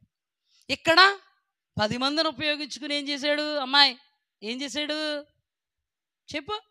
10 మందిని ఉపయోగించుకుని ఏం చేశాడు? సర్వ సమాజాన్ని కలవరపరిచాడు. దేవుణ్ణి వీళ్ళు తక్కువ చేశారు కదా, ఎక్కువ చేశారా? విశ్వాసం ఉందా? అంతవరకు దేవుడు చేసిన కార్యాలను కొనియాడారా? అప్పుడు చేసిన దేవుడు ఇప్పుడు చేస్తాడు అనుకున్నాడా? మా చావుకే తీసుకొచ్చాడు అన్నారు. అక్కడే ఎందుకు చావకపోతిమి? వాళ్ళ చేతుల్లోనే ఎందుకు చావకపోతిమి? ఎంత చావడానికి వీళ్ళ చేతుల్లో చావడానికి తీసుకొచ్చాడు దేవుడు అన్నారు. అక్కడ చదవండి, సంఖ్యాకాండ 14 అధ్యాయం. ఎవరో? విశ్వాసులు. మోషే ఆత్మీయతను కోల్పోయాడా? నేనేదనుకున్నాను, చంపడానికి తీసుకొచ్చేసాడు. సర్వ సమాజమా క్షమించండి, తోక ముడుచుకుని వెళ్ళిపోతాను, మీ దారి మీరు చూసుకోండి, నా దారి నేను చూసుకుంటాను అన్నాడా? యెహోషువ కాలేబులు అన్నారా? అనలే. సాగిలు పడుతున్నారు. అయ్యా, దేవుని కోపం తెప్పించొద్దయ్యా. దేవుని కోపం తెప్పిస్తే మనల్ని దేవుడు నడిపించడు. మన జీవితాల్లో ఇంతవరకు అద్భుతాలు చేశాడు, చెయ్యడయ్యా. దేవుడు ఆశీర్వాదం రాదయ్యా మీ మీదకే. దేవుడు దీవెన రాదు. దేవుడు ఆశీర్వదిస్తానని చెప్పిన ఆశీర్వాదాన్ని బొగ్గుపాలు చేసుకోవద్దు. మీరు దయచేసి నా మనం అంగీకరించండి, నా ప్రార్థన ఆలకించండి, నా విన్నపానికి చెవి ఒగ్గండి అయ్యా. దయచేసి ఆ మాటలు మానండి. ఎల్లెల్లవయ్యా మోషే చెప్పొచ్చావు. దైవజనుడు మాట వింటారు? ఇంకా వింటారా? ఎప్పుడు వింటారు వీళ్ళు? కళ్ళకన్నీ అనుకూలంగా కనబడిపోవాలా. ఎలాగా? మాకన్నీ కళ్ళకి ఏ అడ్డు ఉండకూడదండి. ఏ అడ్డు ఉండకూడదు. నీకు ఏ అడ్డు ఉండకూడదా? నీ ఇంట్లో మాత్రం ఎక్కడ పడితే అక్కడ అన్ని అడ్లు పక్కనెట్టుకుని నడుచుకుని వెళ్ళిపోతాను. అడ్లు లేవా? రహదారిగా ఉన్నదా? ఇలాగ వెళ్ళిపోతుంటే రహదారి వచ్చిందా, గోడ వచ్చిందా? వెళ్ళిపోబో అని ముక్కు చితుకుపోద్ది. చెప్పండి. ఇప్పుడు మనం మెయిన్ గేట్ తీసుకుని వెళ్తామండి, సేదా వెళ్ళిపోగానే వచ్చేద్దండి ఇంకొక గది, సేదా వెళ్ళిపోగానే వచ్చేద్దండి ఇంకొక గది. ఏమొస్తుందండి? గోడ వచ్చిందా, వెళ్ళిపోయావా, వెళ్తే ముక్కు చితుకుపోద్దా, రక్తం వస్తుందా? మరి ఏం చేసావు? తప్పించుకుని వెళ్ళావా లేదా? నీకు మాత్రం జీవితంలో ఏ సమస్య రాకూడదు. తప్పించుకుని వెళ్ళు, తప్పిస్తాడు దేవుడు. ఏమి రాకూడదు అసలు. ఎన్నోసార్లు బైక్ వేసుకు వెళ్ళిపోతే పంచర్ పడిపోవచ్చు, కింద ముళ్ళు గుచ్చుకోవచ్చు, రాయి గుచ్చుకోవచ్చు, పంచర్ పడిపోవచ్చు. నువ్వు ఎక్కడికి వెళ్ళొచ్చు? ఆయన దగ్గరికి. అప్పుడు విసుగు రాదు. పంచర్ పడిందా, డబ్బులు ఇచ్చేసి ఏం చేస్తాం? మన జీవితంలో మాత్రం ఏదైనా ఒక పరిస్థితి మనకు వచ్చిందంటే అన్నీ టక అయిపోవాలి. ఇప్పుడు పిల్ల పుట్టేయాలి, రేపొద్దున పిల్ల మెచ్యూర్ అయిపోవాలి, ఇల్లుండి పిల్ల పెళ్ళి అయిపోవాలి, అవతల ఇల్లుండి కొడుకే పుట్టాలా. ఎవరు పుట్టాలి? సాధ్యమా? ఒక బిడ్డ కనడానికి తల్లికి 9 నెలలు పెట్టాడు దేవుడు. ఒక కుక్క కనడానికి పెట్టాడు. సూర్యుని క్రింద ఉన్న ప్రతిదానికి సమయం ఉంది. దేవునికి సమయంలో నీకు ఆటంకాలు వస్తూ ఉంటాయి. సమయం వచ్చేటప్పటికి ఆటంకాలు గాలికి గడ్డి పరకి ఎగిరిపోయినట్టు ఎగిరిపోయేలా దేవుడు చేస్తాడు. జీవితం అంటే ఏంటి? సుఖ దుఃఖాలమయము. ఇప్పుడు చూడండి, మౌనిక ఉంది, జాబ్ కొరకు ప్రార్థన చేస్తూ ఉంటే మనము ప్రార్థన చేసాం. ప్రభు ప్రవచనం విడుదల చేశారు. ఎలా విడుదలైపోగానే అలా డైరెక్ట్గా వచ్చేసిందా? పరీక్ష వచ్చిందా లేదా? పరీక్ష వచ్చినప్పుడు జరిగేద్ది అనుకున్నాం, జరగలేదు. వచ్చేస్తుంది అనుకున్నాం, రాలేదు. అనుకున్నావా? మనము నిరీక్షించావా? ఎస్, నిరీక్షించాలి. అప్పుడు ప్రభు ఏం చేస్తారు? నిర్ణయ కాలంలో ప్రవచనాన్ని నెరవేరుస్తారు. మన జీవితంలో కొంతమంది ఎలా ఉంటారు తెలుసా? ఇలా ప్రవచనం వచ్చేయాలి, వెంటనే ఇలా జరిగిపోవాలి, మధ్యలో ఇంకేం ఉండకూడదు. ఏంటి అమ్మా, నువ్వు అన్నం తిన్నప్పుడు కూడా విసుగు లేకుండా కరివేపాకులు కొత్తిమీరలు అన్నీ పక్కనెట్టుకుని తినేటప్పుడు కూడా పక్కన పెట్టుకుని అందంగా ఏం చేస్తాం? కానీ అంత పేషెన్స్తో పక్కన పెట్టుకుని ముద్ద పెట్టుకుని తింటాం. ఫిష్ తింటే మాత్రం అలా తినే ముళ్ళుగుచ్చుకోవో, ఏం చేస్తాం? చక్కగా ఒలుచుకుని తింటాం. కానీ విశ్వాస జీవితంలో మాత్రం ఎర్ర సముద్రం అడ్డు రాకూడదు. మాకు నీళ్లు తాగడానికి వెళ్ళేటప్పుడు చేదు ఉండకూడదు. అసలు మాకు ఏముండకూడదు? చేదు ఉండకూడదు. ఏదో అడ్డు రాకూడదు. నువ్వు బ్యాంక్కి వెళ్ళి డబ్బు ఇలాగెళ్ళి తెచ్చేసుకుంటున్నావా? నువ్వు బ్యాంక్కి వెళ్తావు, ఎండలో శ్రమపడి వెళ్తావు, నీకు అవసరానికి ఎండా కొండ తెలదు, శ్రమపడి వెళ్తావు. వెళ్ళిన తర్వాత లేకపోతే హాస్పిటల్కి వెళ్తాం, రామ్మా నేను ట్రీట్ చేస్తాను దాన్ని, డాక్టర్ గారు రావమ్మా అని తీసుకెళ్ళిపోతారా? ఎన్ని తిప్పలు పడతావు డబ్బులు డ్రా చేసుకోవడానికి? ఏటీఎంలో చాలామంది ఉన్నారనుకో, ఎక్కడ నిలబడతావు? వెనక్కి వచ్చేస్తావు ఇసుకొచ్చి. మరి ఎర్ర సముద్రం తీసుకొచ్చేస్తుంది వీళ్ళకి. నీళ్ళు కొంచెం చేదుగా ఉంటే, తేడాగా ఉంటే విసుగు. మనం వండుకునేటప్పుడు పీసులు తిన్నప్పుడు అందులో బోన్స్ తగిలితే విసుగు వస్తుంది. ఎప్పుడైనా నీకు చెప్పు, ఫిష్ తింటున్నప్పుడు విసుగు, ఫిష్లో ముళ్ళులటి అన్నావా? మరి మన జీవితంలో రాదా? మనం మా బ్రతుకుల్లో ఉండకూడదా? నేను ఎప్పుడు అంటాను కదా, అసలు నువ్వు ఈ తల్లి గర్భంలో ఉద్భవింపబడినప్పుడే ఏడుస్తూ పుట్టావు. లేదండి నేను నవ్వుతా పుట్టాను అన్నవాడు ఎవడన్నాడు? ముందు ఏడ్చావు, ఆ తర్వాత నవ్వు వచ్చింది. అలాగే మానవ యొక్క జీవితంలో అన్నీ సజావుగా సాగిపోవు. ఎవరికే సాగిపోవు. ప్రతి ఒక్కరికి కూడా ఆటంకాలు ఉంటూ ఉంటాయి. ప్రతి ఒక్కరికి సమస్యలు ఉంటూ ఉంటాయి. ప్రతి ఒక్కరికి ఇరుకులు ఉంటాయి, ఇబ్బందులు ఉంటాయి, సమస్యలు ఉంటాయి, ఒత్తిళ్ళు ఉంటాయి, అతలాకుతల పరిస్థితులు ఉంటాయి. ఆత్మీయులు అనబడినటువంటి వాళ్ళకి కూడా లేవు అన్నవాళ్ళు ఎవరన్నా ఉన్నారేమో చెప్పండి, నేను ఒప్పుకుంటాను. దేవుడు పట్టుకుని ఉన్నామండి, ఎప్పుడు దేవుడు దేవుడు అన్నామండి, ఏ సమస్య లేదండి, పలానా వాళ్ళకి అద్భుతంగా పుట్టారండి, అద్భుతంగానే నవ్వుతూనే చచ్చిపోయారండి అన్నారా? ఎవరైనా ఉన్నారా? మన జీవితంలో మనము సమస్తాన్ని కూడా ఎలా చక్కపరుచుకుంటూ ముందుకు వెళుతున్నామో, అలాగే మన ఆత్మీయ జీవితంలో కూడా ఎన్ని పరిస్థితులు మనకు ఆటంకంగా వచ్చినా పేషెన్స్తో, దేంతో? ఎంతో నమ్రతతో, సహనంతో, మన సహనము సకల జనులకు తెలియపరచాలి. మన సహనాన్ని దేవుడు చూడాలి. అందుకే దేవుడు అన్నాడు, సహించువాడు ధన్యుడు. దాని అర్థం ఏంటి? సహించలేనోడు దౌర్భాగ్యుడు అని అర్థం. అంటే మన జీవితంలో ఇప్పుడు కూడా ప్రతికూలతలు కనబడతాయి. ప్రతికూలతలు అనుకూలంగా చేసే దేవుడు కనబడాలి. ఆ టైంలో ఇబ్బందులు కనబడతాయి, ఇబ్బందులను సరిచేయగల దేవుడు కనబడాలి. ఎర్రకాటాలు వస్తాయి, ఎర్రకాటాలను సహితము కటకటాల వెనక్కు త్రోసి మనకి అద్భుతం జరిగించగలిగే దేవుణ్ణి మనం చూడగలగాలి. కుటుంబం అన్నాక, జీవితం అన్నాక, ఆత్మీయత అన్నాక సజావుగా ఏది సాగదండి. ఎర్ర సముద్రాలు ఎదురొస్తాయి, వెనక ఫరోలు వస్తారు, ప్రక్కన దారి తెలియనటువంటి లోయలు ఉంటాయి. నలుగు దిశలా నీకు ఎటు వెళ్ళాలో దారి తెలియని పరిస్థితి. అప్పుడు అంటాడు దేవుడు, సమస్తానికి ఆధారమైన యేసయ్యా, కృపతో నన్ను జ్ఞాపకం చేసుకోవయ్యా. అందుకే ఉన్నాడు దేవుడు. ఎదరెర్ర సముద్రం, వెనక శత్రు సమూహం, ఇరుప్రక్కల లోయలు. ఏ దారిలో వెళ్ళాలో తెలియక ఆగిపోయానయ్యా, మార్గము చూపించి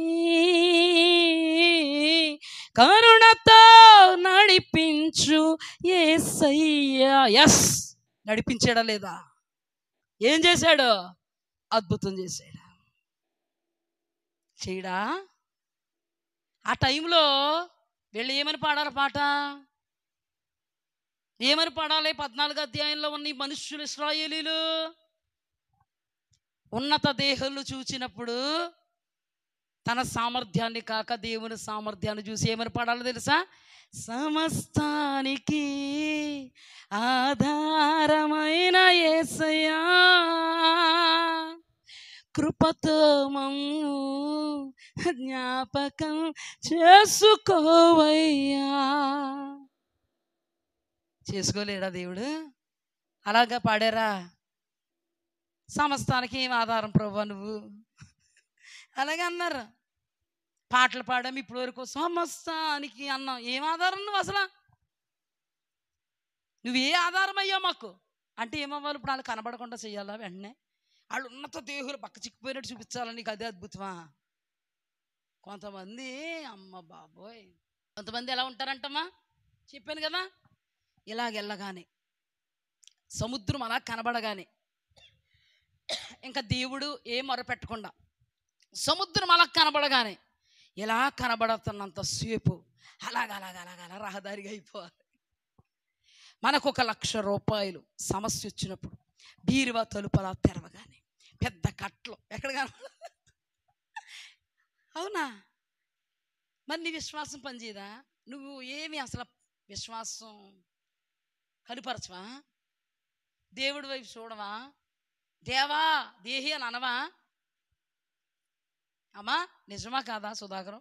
ఇప్పుడు నాకు 1,00,000 రూపాయలు కావాలి, నేను దేవుడిని తెలుసుకున్నాను. 1,00,000 రూపాయలు కాబట్టి మా దేవుడు ఎలా ఉండాలి? ఇప్పుడు 1,00,000 రూపాయలు కావాలి. డాక్టర్ గారు 1,00,000 రూపాయలు మా పాస్టర్ గారికి అవుతాయని చెప్పారు. ప్రభువా బీరువా తెరవగానే 1,00,000 రూపాయలు కట్టు ఉండాలి ప్రభువా. తీయగానే కట్టుంటే దేవునికి అయిదా విశ్వాసం? ఇప్పుడు వీళ్ళు ఏమనుకుంటున్నారు? మేము ఉన్న దేహులను చూసేటప్పటికి పక్క చిక్కుపోవాలి వాళ్ళు. ఇంకెందుకు వేగు చూడండి, వెళ్ళిపోవచ్చు కదా అందరూ. ఏమండి, ప్రతిదానికి ప్రాసెస్ ఉంటుందండి.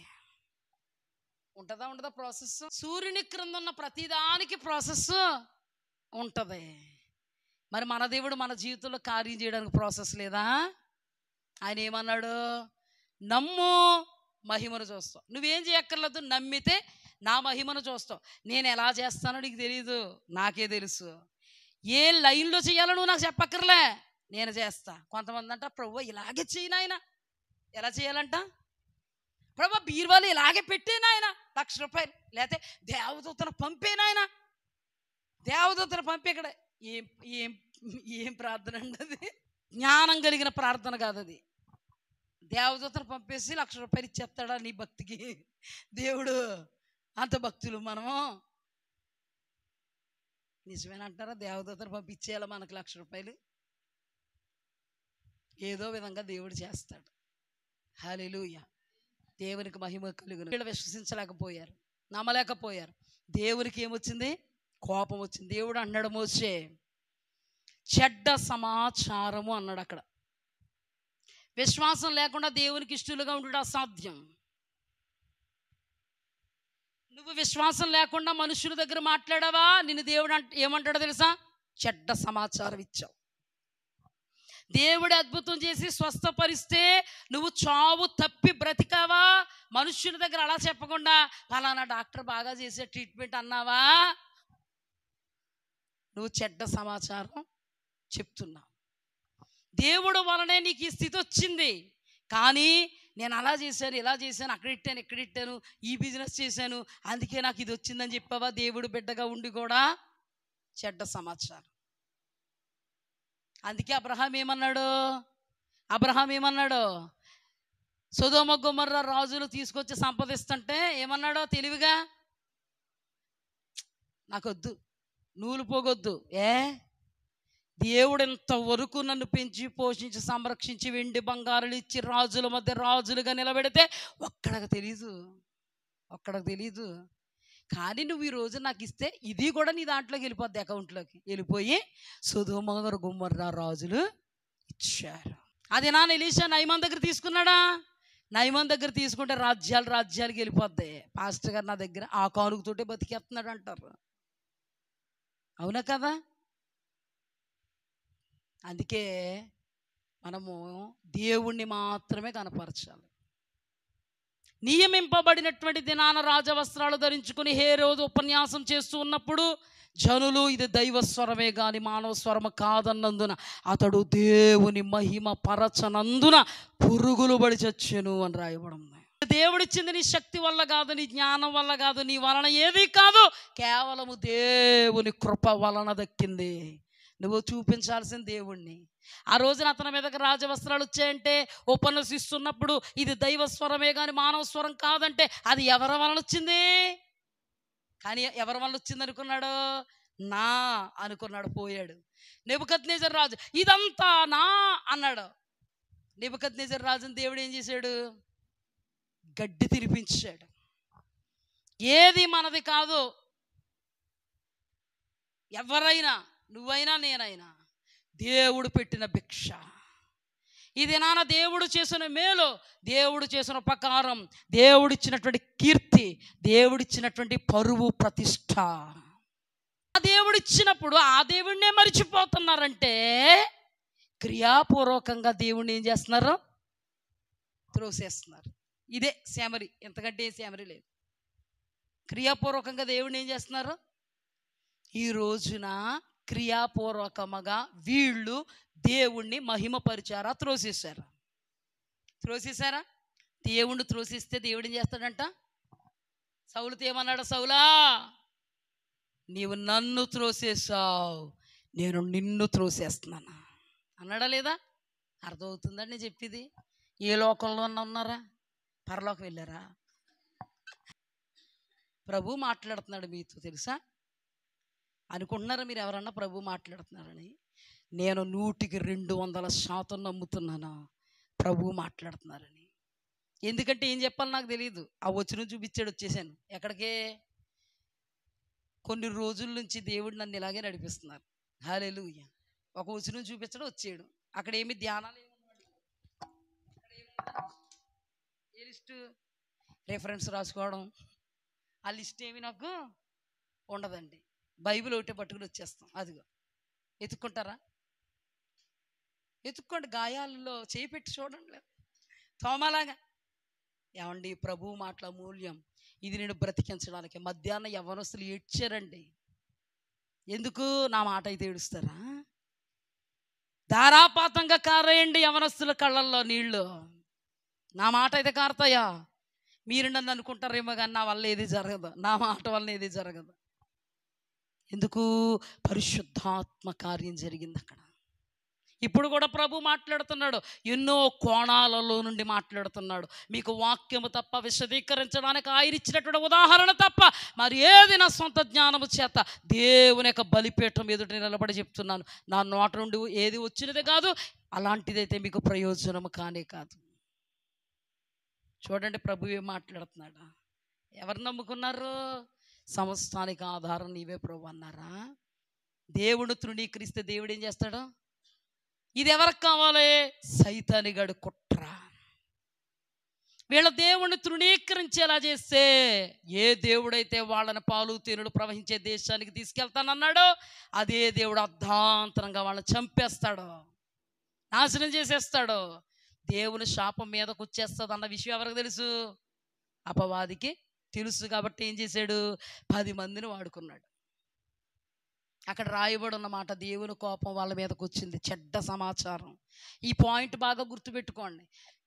దేవుణ్ణిగాక మనల్ని మనం హెచ్చించుకున్నామా, దేవుని ఎదుట మనము దేవుణ్ణి త్రోసేసిన వాళ్ళం అయిపోతాం.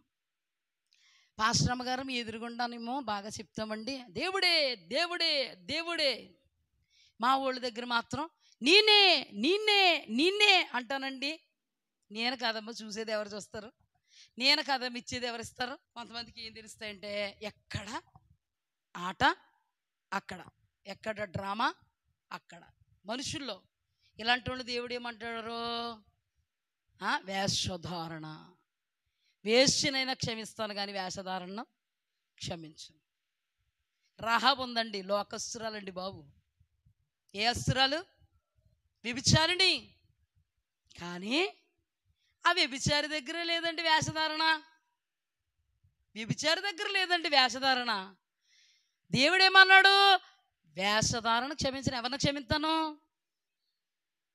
ఆమె దగ్గర వేషధారణ లేదు కాబట్టి వేశ్యను క్షమించాడు దేవుడు. ఈ రోజున దేవుడు బిడ్డలు అనుకుంటాం కానీ ఎంత వేషధారణం. వేషధారణ అంటే ఏమీ లేదు, పైకోలాగా లోపలలాగా, పైనో మాట లోపలో మాట. దేవుడు దేవుడు దేవుడు దేవుడు దేవుడు. లోకస్తులు ఎవరన్నా వచ్చారంటే, పిన్ని ఏమంటుందో కోళ్ళు, ఎందుకు నీకు? ఇద్దరికి ఎడదామా స్విచ్? ఎందుకు? మనుషులుగా మన మధ్యలో జరుగుతున్నాయో మాట్లాడుతున్నారు ప్రభు. పక్షుల గురించి మాట్లాడుకుందామా? ఎందుకు అవన్నీ? అత్త కోడలు పెట్టడానికే, ఇంకేమీ లేవా? చాలామంది ఉన్నారు అలా, తెలుసా మీకు? మీరు ఒకవేళ లేకపోవచ్చు, దేవునికి స్తోత్రం కలుగును గాక. వాళ్ళకి వీళ్ళకి పెడితే కానీ ఆ రోజు పూట గడవదన్నట్టుగా ఉంటారన్నమాట, తిన్నది అరగదన్నట్టుగా ఉంటారు. అందుకే వేషధారణను క్షమించను, వేశ్యను క్షమిస్తానని ఆ వేశ్యను దేవుడు క్షమించాడు. చూడండి వీళ్ళ మీదకి ఏమొచ్చింది? సైతానుగాడు ఎలా అస్త్రం వేసాడు? అందంగా లాగాడు, చాకచక్యంగా. ఎలాగైతే వీళ్ళు పడతారో వాడికి తెలుసు. ఉన్నత దేహంలో చూశారంటే పడతారు. యెహోషువ కాలేబులు పడలే, 10 మంది పడ్డారు. యెహోషువ కాలేబుల మీద దేవుని దీవెన దిగింది. హల్లెలూయా. చెడ్డ సమాచారము చెప్పున 10 మంది మీదకి దేవుని యొద్ద నుండి ఉగ్రత దిగింది, తెగులు దిగింది. స్పాట్లో డెడ్ అయిపోయారు. అదే మనం చదువుకుందాం రండి ఒకసారి. సంఖ్యాకాండము 37, సంఖ్యాకాండం 14:37. అనగా ఆ దేశమును గూర్చి చెడ్డ సమాచారం చెప్పిన మనుషులు యెహోవా సన్నిధిని తెగులు చేత చనిపోయిరి. ఇప్పుడు చూడండి, సాతానుడు సక్సెస్ అయ్యాడా లేదా? సాతాను తంత్రం సక్సెస్ అయిందా లేదా? ఎవరి మీద? దేవుడు ఆశ పెట్టుకున్న మనుషుల మీద.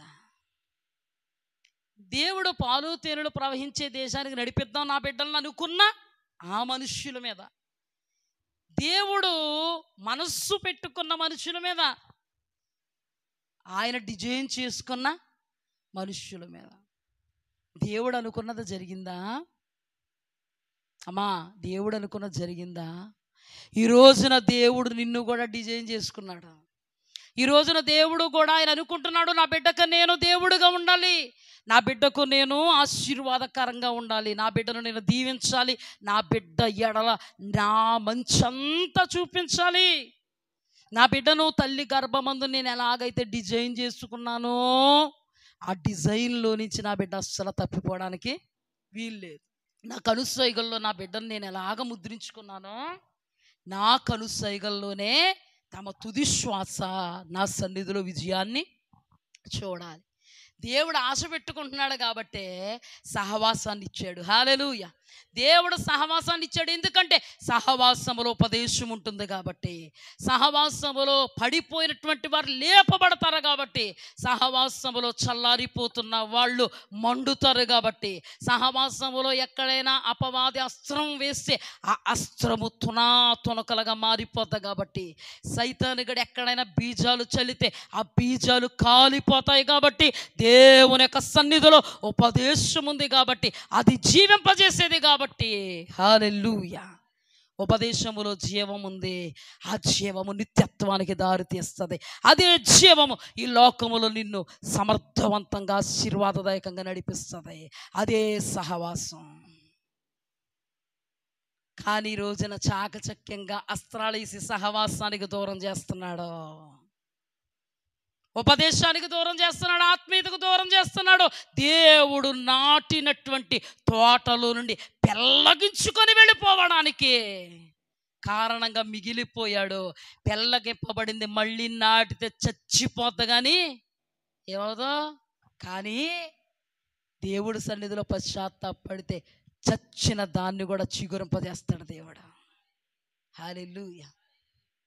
చచ్చిన దాన్ని కూడా నాకు చూపిస్తున్నాడు. నాకు దేవుడు మనోనేత్రాలతో నేను దేనినైతే చూస్తున్నాను అదే మీకు ప్రకటిస్తున్నాను. వేళ్లతో పెకలింపబడినటువంటి చెట్లను నేను చూస్తున్నాను. ఇప్పుడు ప్రభువు నా కళ్ళ ముందు ఉంచాడు, అదే నేను మీకు ప్రకటిస్తున్నాను. అదే చెట్టును మరలా వేరే చోట నాటితే ఏమవుద్ది? చచ్చిపోద్ది. అయిన దేవుడు అంటున్నాడు, పశ్చాత్తాపడితే దైవ చిత్తానుసారమైన దుఃఖము, రక్షణార్థమైన మారు మనస్సు, అది చచ్చిపోద్దని నిజమే, చావకుండా జీవింప చేయగల కెపాసిటీ నా దగ్గర ఉంది అంటున్నాడు దేవుడు. నేనెవరినో తెలుసా? చచ్చిన దాన్ని జీవింప చేయడానికి వచ్చాను. నేనెవరినో తెలుసా? నశించిపోతున్న దాన్ని రక్షించడానికి వచ్చాను.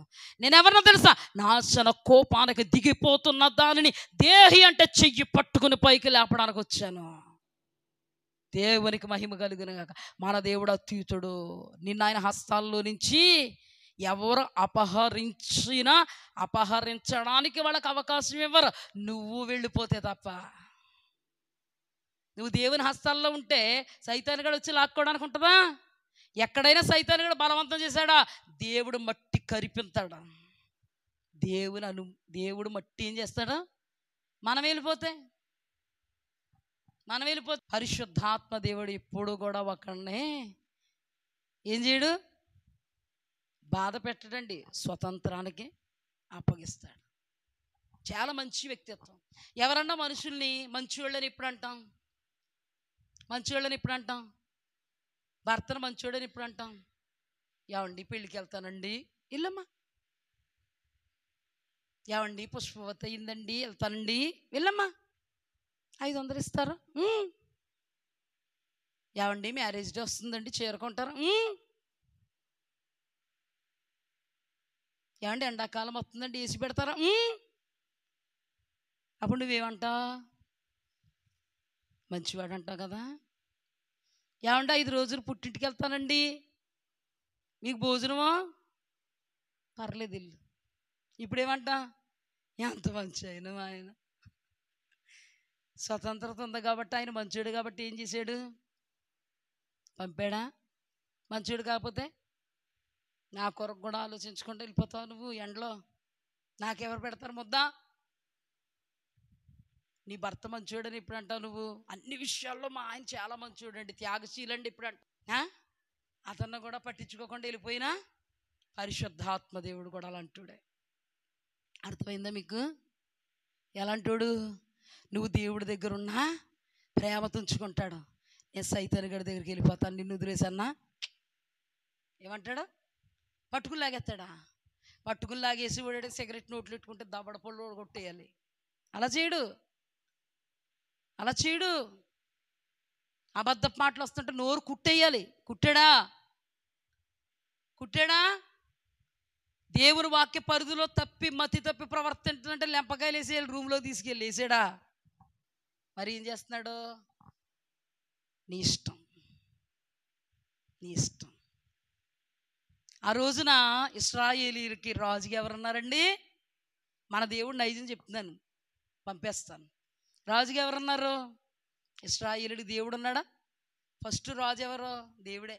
ఆ తర్వాత వాళ్ళు ఏమన్నారు? అన్నారా లేదు? నేను రాజుగా ఉండగా మీకు రాజు కావాలా అన్నాడా? ఏమన్నాడు? రాజు కావాలన్నప్పుడు దేవుని మనసు ఎరిగినటువంటి సమూయేలు ఏడుస్తున్నాడు. ప్రభువా, ఎంతవరకు నువ్వే ఇశ్రాయేలుకి రాజుగా ఉన్నావు, మధ్యవర్తిగా నన్ను పెట్టి నీ రాజరికాన్ని నువ్వు జరిగిస్తున్నావు. కానీ ఇశ్రాయేలీలు ఏమంటున్నారో తెలుసా? ప్రభువా, మాకు సకల రాజ్యముల మర్యాద చొప్పున మాకు రాజు కావాలంటున్నారు ప్రభువా. ఏమన్నాడు దేవుడు? సమూయేలు, ఎందుకయ్యా ఏడుస్తావు? వాళ్ళు నన్నే వద్దనుకుంటున్నారు, వాళ్ళు నన్నే వద్దనుకుంటున్నారు. నిన్నే కాదు, నన్నే వద్దనుకుంటున్నారు. వాళ్ళకి రాజును అభిషేకించు అన్నాడా లేదా? నేను వెళ్ళిపోతానంటే ఉండమ్మా అంటాడా? అనడు. రాజు వచ్చాక ఏమయ్యాయి? తిప్పలు వచ్చాయి కదా. దేవుడి దగ్గర ఉంటే, దేవునితో ఉంటే, దేవుని మార్గాల్లో ఉంటే, దేవుని ప్రణాళికల్లో ఉంటే, దేవుని యొక్క చిత్తములో ఉంటే దేవుడు నీకు సర్వమై నిన్ను చూచుకుంటాడు. దేవుడు వద్దని కాలదన్నుకుని వెళ్ళిపోతే నువ్వు వచ్చే వరకు చూస్తాడా కానీ నీ దగ్గర రాడు. తప్పిపోయిన కుమారుడు ఎక్కడెక్కడ ఉంటే తండ్రి వెళ్ళిపోయాడా? వచ్చే వరకు చూచాడా? ఎస్, దేవుని నైజం అది. జాగ్రత్త. నువ్వు దేవుడి దగ్గరకు రావడానికి దేవుడు ఉపదేశం ఇస్తాడు. ఆ ఉపదేశమే నువ్వు కాలదనుకుంటే నీ బ్రతుకులో దేవుడి దగ్గరికి తిరిగి రాగలిగేటువంటి పరిస్థితి నీకు ఇంకా ఉండదు. కాలదనుకుంటావు అంతే. అందుకే దేవుని వాక్యం ఏముంది? సమాజముగా కూడుకున్నట్టును మానవద్దు. కొందరు మానుకున్నట్టుగా మీరు, కొందరు ఏమయ్యారంట? మానేసుకున్నారంట. వాళ్ళందరూ ముందు వచ్చిన వాళ్ళు కదా, చెప్పనా? మీ అందరికంటే ముందోళ్ళే. ఇప్పుడు ఏమయ్యారంట? వాళ్ళు మానేసుకున్నారంట. ఏం పాపం? సంథింగ్ ఏదో జరిగింది. ఏది? తంత్రగొట్టి విత్తనాలు విత్తాడా లేదా? దేవుడు ఏమన్నాడు? ఆ దినము సమీపించిన కొలది. ఏ దినం? కడవరి గడియ. ప్రకటన గ్రంథంలో ఈ ఎండలు ఎందుకు ఇలా మండిపోతున్నాయి? ప్రకటన గ్రంథంలో ఏముందో తెలుసా? ఉగ్రత పాత్రను చేతబట్టుకున్న దేవదూతను యోహాను చూస్తూ ఉన్నప్పుడు, ఉగ్రత పాత్ర చేతబట్టుకున్న దేవదూత సూర్యుని మీద ఉగ్రత పాత్రను కుమ్మరించింది. అదే దినాల్లో మనం ఉన్నాం ఎగ్జాక్ట్గా. ఇవి ఆ దినాలే. కడవరి గడి కాదా? పరిశుద్ధ గ్రంథంలో రాయబడింది ఇది కడవరి గడియ. రాయబడిందా లేదా? మరి కడవరి గడియలో ఏమన్నాడు దేవుడు? ఆ దినము సమీపించిన కొలది అధికంగా సహవాసంలో ఉండాలి. దినములు చెడ్డవి కనుక ఇదే గడియ. దినములు చెడ్డవి, కడవరి గడియ. దినములు చెడ్డవి కనుక సమయాన్ని పోనివ్వక ఏం చేయమన్నాడు? వినియోగం చేసుకోవడం అంటే ఏంటి? దినాలు అయిపోతున్నాయి బాబోయ్, చక్కగా బిర్యానీ రోజు వండుకోవాలి, మటన్ తెచ్చుకోవాలి, అయితే తినాలనుకుంటున్నాము అన్నీ వండుకుని తినేయాలి, బట్టలన్నీ ఉన్న బట్టలన్నీ కట్టేసుకోవాలి. కడవరి గడియ కట్టుకోవడానికి ఉండదు మళ్ళీ నాదా. దేవుడు వాటి గురించి చెప్తాడా? దేవుడు ఏమన్నాడు? ఏం తినాలో, ఏం త్రాగాలో, ఏం ధరించుకోవాలో తెలుసు. మొదట నా రాజ్యాన్ని వెతకండి. ఇప్పుడు కూడా ఆయన రాజ్యం కొరకు మీరేం చేయాలి? చెడ్డవి గనుక సమయాన్ని, ఆయన రాజ్యం కొరకైన సమయాన్ని మీరు సద్వినియోగపరుచుకోండి. హల్లెలూయా. ఇప్పుడు చూడండి, తంత్రగొట్టి 10 మందిలో ఎంతమందిని? 10 మందిని చెడ్డ సమాచారం చెప్పిన వాళ్ళందరూ ఏమైపోయారు? చచ్చిపోయారు. వాళ్ళకి దేవుడు అంటే ఇష్టం ఉండదా? మరి ఎందుకు ఇష్టం లేదు? అప్పుడు ఏదో జరిగింది. ఏం జరిగింది?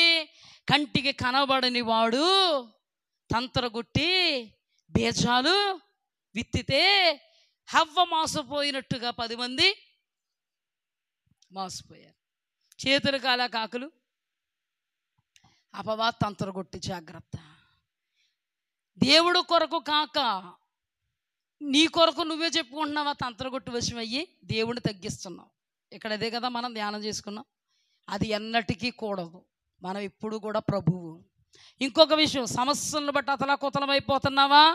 ఎంతవరకు సమస్యల్లో తోడై ఉన్న దేవుణ్ణి నువ్వు విసర్జించినట్లు లెక్క. నీ పరిస్థితులను బట్టి భయపడిపోతున్నావా? ఎంతవరకు పరిస్థితులను చక్కబెట్టినటువంటి దేవుడు ఏమాయను అన్నట్టుగా నువ్వు ప్రవర్తిస్తున్నట్టు లెక్క. అది దేవుని ఎదుట అవిధేయత అవుతుంది. అది దేవుణ్ణి నువ్వు విడిచిపోయినటువంటి అనుభవం అవుతుంది. అది దేవుణ్ణి నువ్వు తగ్గించిన అనుభవం అవుతుంది. తద్వారా నీవు అపవాది తంత్రాల్లో పడిపోయిన అనుభవం. అపవాది తంత్రగొట్టి తన తంత్రాల్లో మిమ్మల్ని పడద్రోసాడంటే దేవుని యొక్క ఉగ్రత ఆకాశం నుండి దిగొచ్చి మీ మీద పడి, అనుభవంలో నేనున్న నా మీద పడి దేవుని యొక్క శాపానికి గురైపోతాం. ఈ విషయం తెలియాలంటే ఏం తెలియజేసింది? సహవాసములో ఉన్న ఉపదేశం తెలియజేసింది. సహవాసంలో లేనుడికి ఉపదేశం తెలుస్తుందా? తంత్రగొట్టి తెలుస్తాడా? అందుకే ఏం కావాలి? నేను ప్రతి వాక్యానికి చివర మీతో చెప్పే మాట, ఆ సమయము సమీపించిన కొలది సహవాసముగా ఉండండి. మన మధ్యలో సంచరిస్తున్నది ప్రభు. చీకటి కోణాలను పటాపంచలు చేయగలడు. మన జీవితంలో దేనిని మనం అధిగమించలేకపోతున్నామో దాని విషయంలో మనకు జయం ఇవ్వగలడు. పనికి మాలిన తీగలను కత్తిరించగలడు. ఏ పశ్చాత్తాపం అయితే దేవునికి ఇష్టమో పరిశుద్ధాత్మ దేవుడు మన మీద వర్షముగా దిగి వచ్చి మనల్ని పశ్చాత్తాపములోనికి నడిపించే సమర్థుడు. మన జీవితంలో ఆయన కృపలను వెదజల్లగలడు. మన జీవితంలో ఆయన ఈవులతో నింపగలడు. మన జీవితంలో అపవాదిని ఎదిరించగలిగే శక్తినివ్వగలడు. ఎక్కడైతే 2-3 కూడా ఆయన నామాన్ని ఏకీభవిస్తారు అక్కడ వారి మధ్యలో ఆయన నుండి చేసే కార్యాలు ఇవే. నువ్వేం అక్కర్లేదు, వచ్చి కూర్చోవడమే ఫ్యాన్ దగ్గర. అరిసేవాళ్ళు మేము, ఆడేవాళ్ళు ఏమన్నా బాధ వేస్తుంది. ఇంటి దగ్గర పని చేసుకోవడమే కదండి కష్టం. గిన్నెలు కడుక్కోవడం, ఈ వాక్యం, ఈ ప్రార్థన మూలముగా ఇంట్లో పని చేసుకుని వచ్చేసారు. అవసరమైతే ఇంటికి వెళ్ళి విజిరేయించుకుని తిని చక్కగా ప్రార్థన చేసి పడుకుంటారు. ఏం కీడు చేసిందండి మీకు సహవాసం? టైం అవుతుంది. ఏం కీడు చేసిందండి సహవాసం? ఏం తక్కువ చేసిందండి మీకు సహవాసం? దేవుడు ఇప్పుడు కూడా కీడు చేసేవాడు కాదండి. ప్రభువునందు మీ ప్రయాస ఇప్పుడు కూడా ఏమవుదండి? అందరూ ప్రార్థన చేయండి. సంఘములు ఏ ఒక్కరో విడవబడి అనుభవంలో ఉండకూడదు. నేను ఒక్కటే నమ్ముతాను, 120 మంది మేడగదిలో కూడినప్పుడు 120 మందికి కూడా పరిశుద్ధాత్ముడు వచ్చాడు. అవునా కదా? అది వాక్యమే కదా. నేను నమ్ముతా, మీరు నమ్ముతారా? మన సంఘంలో ఎంతమంది ఉన్నారు అంతమంది స్థలములో ఉందురుగాక. వాళ్ళ మీద గొప్ప ఉద్యమం రగులును గాక.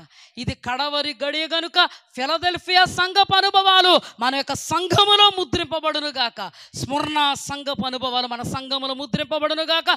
సంఘము ఎదుట పాతాళ లోకపు ద్వారములు నెరవేరవని సెలవిచ్చిన దేవాది దేవుని యొక్క వాక్కు 100% మన సంఘములో నిశ్చయముగా నెరవేర్చబడును గాక. గొప్ప గొప్ప కార్యములు దేవుడు మన పక్షముగా మన ద్వారా జరిగించును గాక.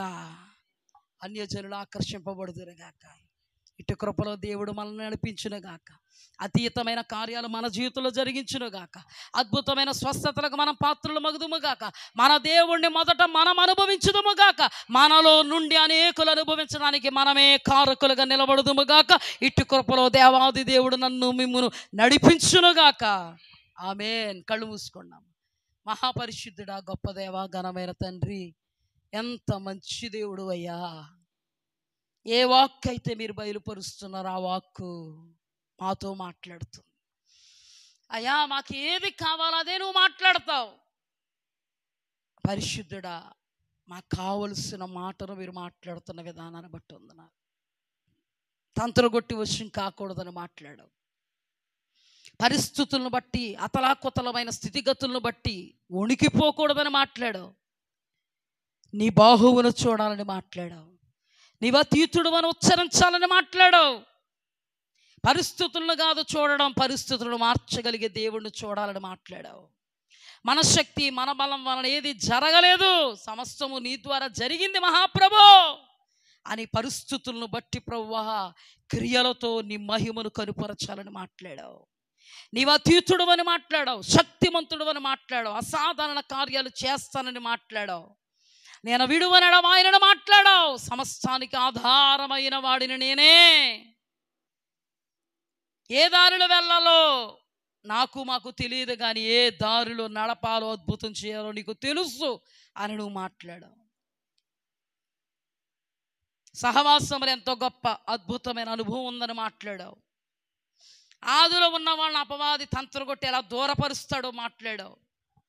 సంఘానికి కుడిభుజంగా ఉన్న వారి యొక్క జీవితాల్లో పిల్లర్స్, స్తంభాలుగా ఉన్న వాళ్ళ జీవితాల్లో అపవాది ఎటువంటి తంత్రాలు చేశాడో, ఆ తంత్రాల్లో ఎవరు పడిపోయారో మాట్లాడావు. కృపగల దేవా, ఇదే నాతో మాతో మాట్లాడిన మీ మాటలను బట్టి మేము ధైర్యము తెచ్చుకుందుముగాక. కృపగల దేవా, మేము విశ్వాస భ్రష్టులము కాక విశ్వాస సహితంగా బ్రతకడానికి కృప చూపండి. విశ్వాసము లేకుండా ఎవ్వరుడికి ఇష్టలయుండుట సాధ్యం గనుక విశ్వాస సహితంగా బ్రతికించండి బాబు, బ్రతికించండి. ఇక్కడ నిలుచున్నటువంటి మా అందరి మీద మీరు దిగిరండి. సంఘములు ఇంకెంతమంది ఉన్నారో వాళ్ళందరూ మా మధ్యలో ఉందురుగాక. ఈ సహవాసంలో నిలుచుదురుగాక. అతీతంగా బలముగా నిలబడుదురుగాక. నిత్య మహిమలో ఉన్నత స్థితిలో నిలుచుందురుగాక. ప్రధానము చేయబడిన నీ బిడ్డలు ప్రభువా, అయ్యా నీ సరసన నిలబడుదురుగాక.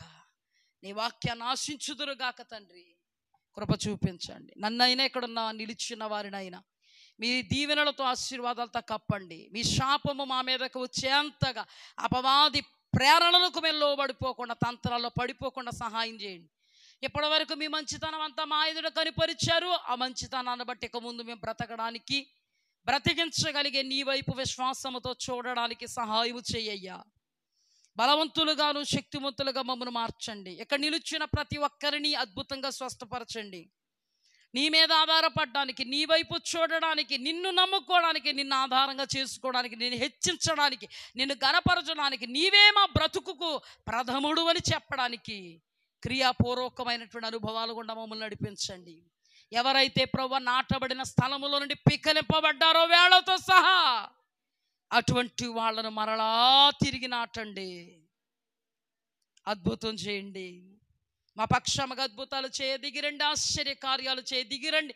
మహాశ్చర్య సూచక కార్యములు చేయదిగిరండి. మహాప్రభో, మా ఏలినవాడు ఎన్నటన్నటికీ మీరు మాకు దేవుడుగా దిక్కుగా ఉండండి. ఎన్నటన్నటికీ నామా మనోనేత్రములు తెరవబడునుగాక. తెరవబడిన నేత్రములతో మిమ్మల్ని సేవించుదుముగాక.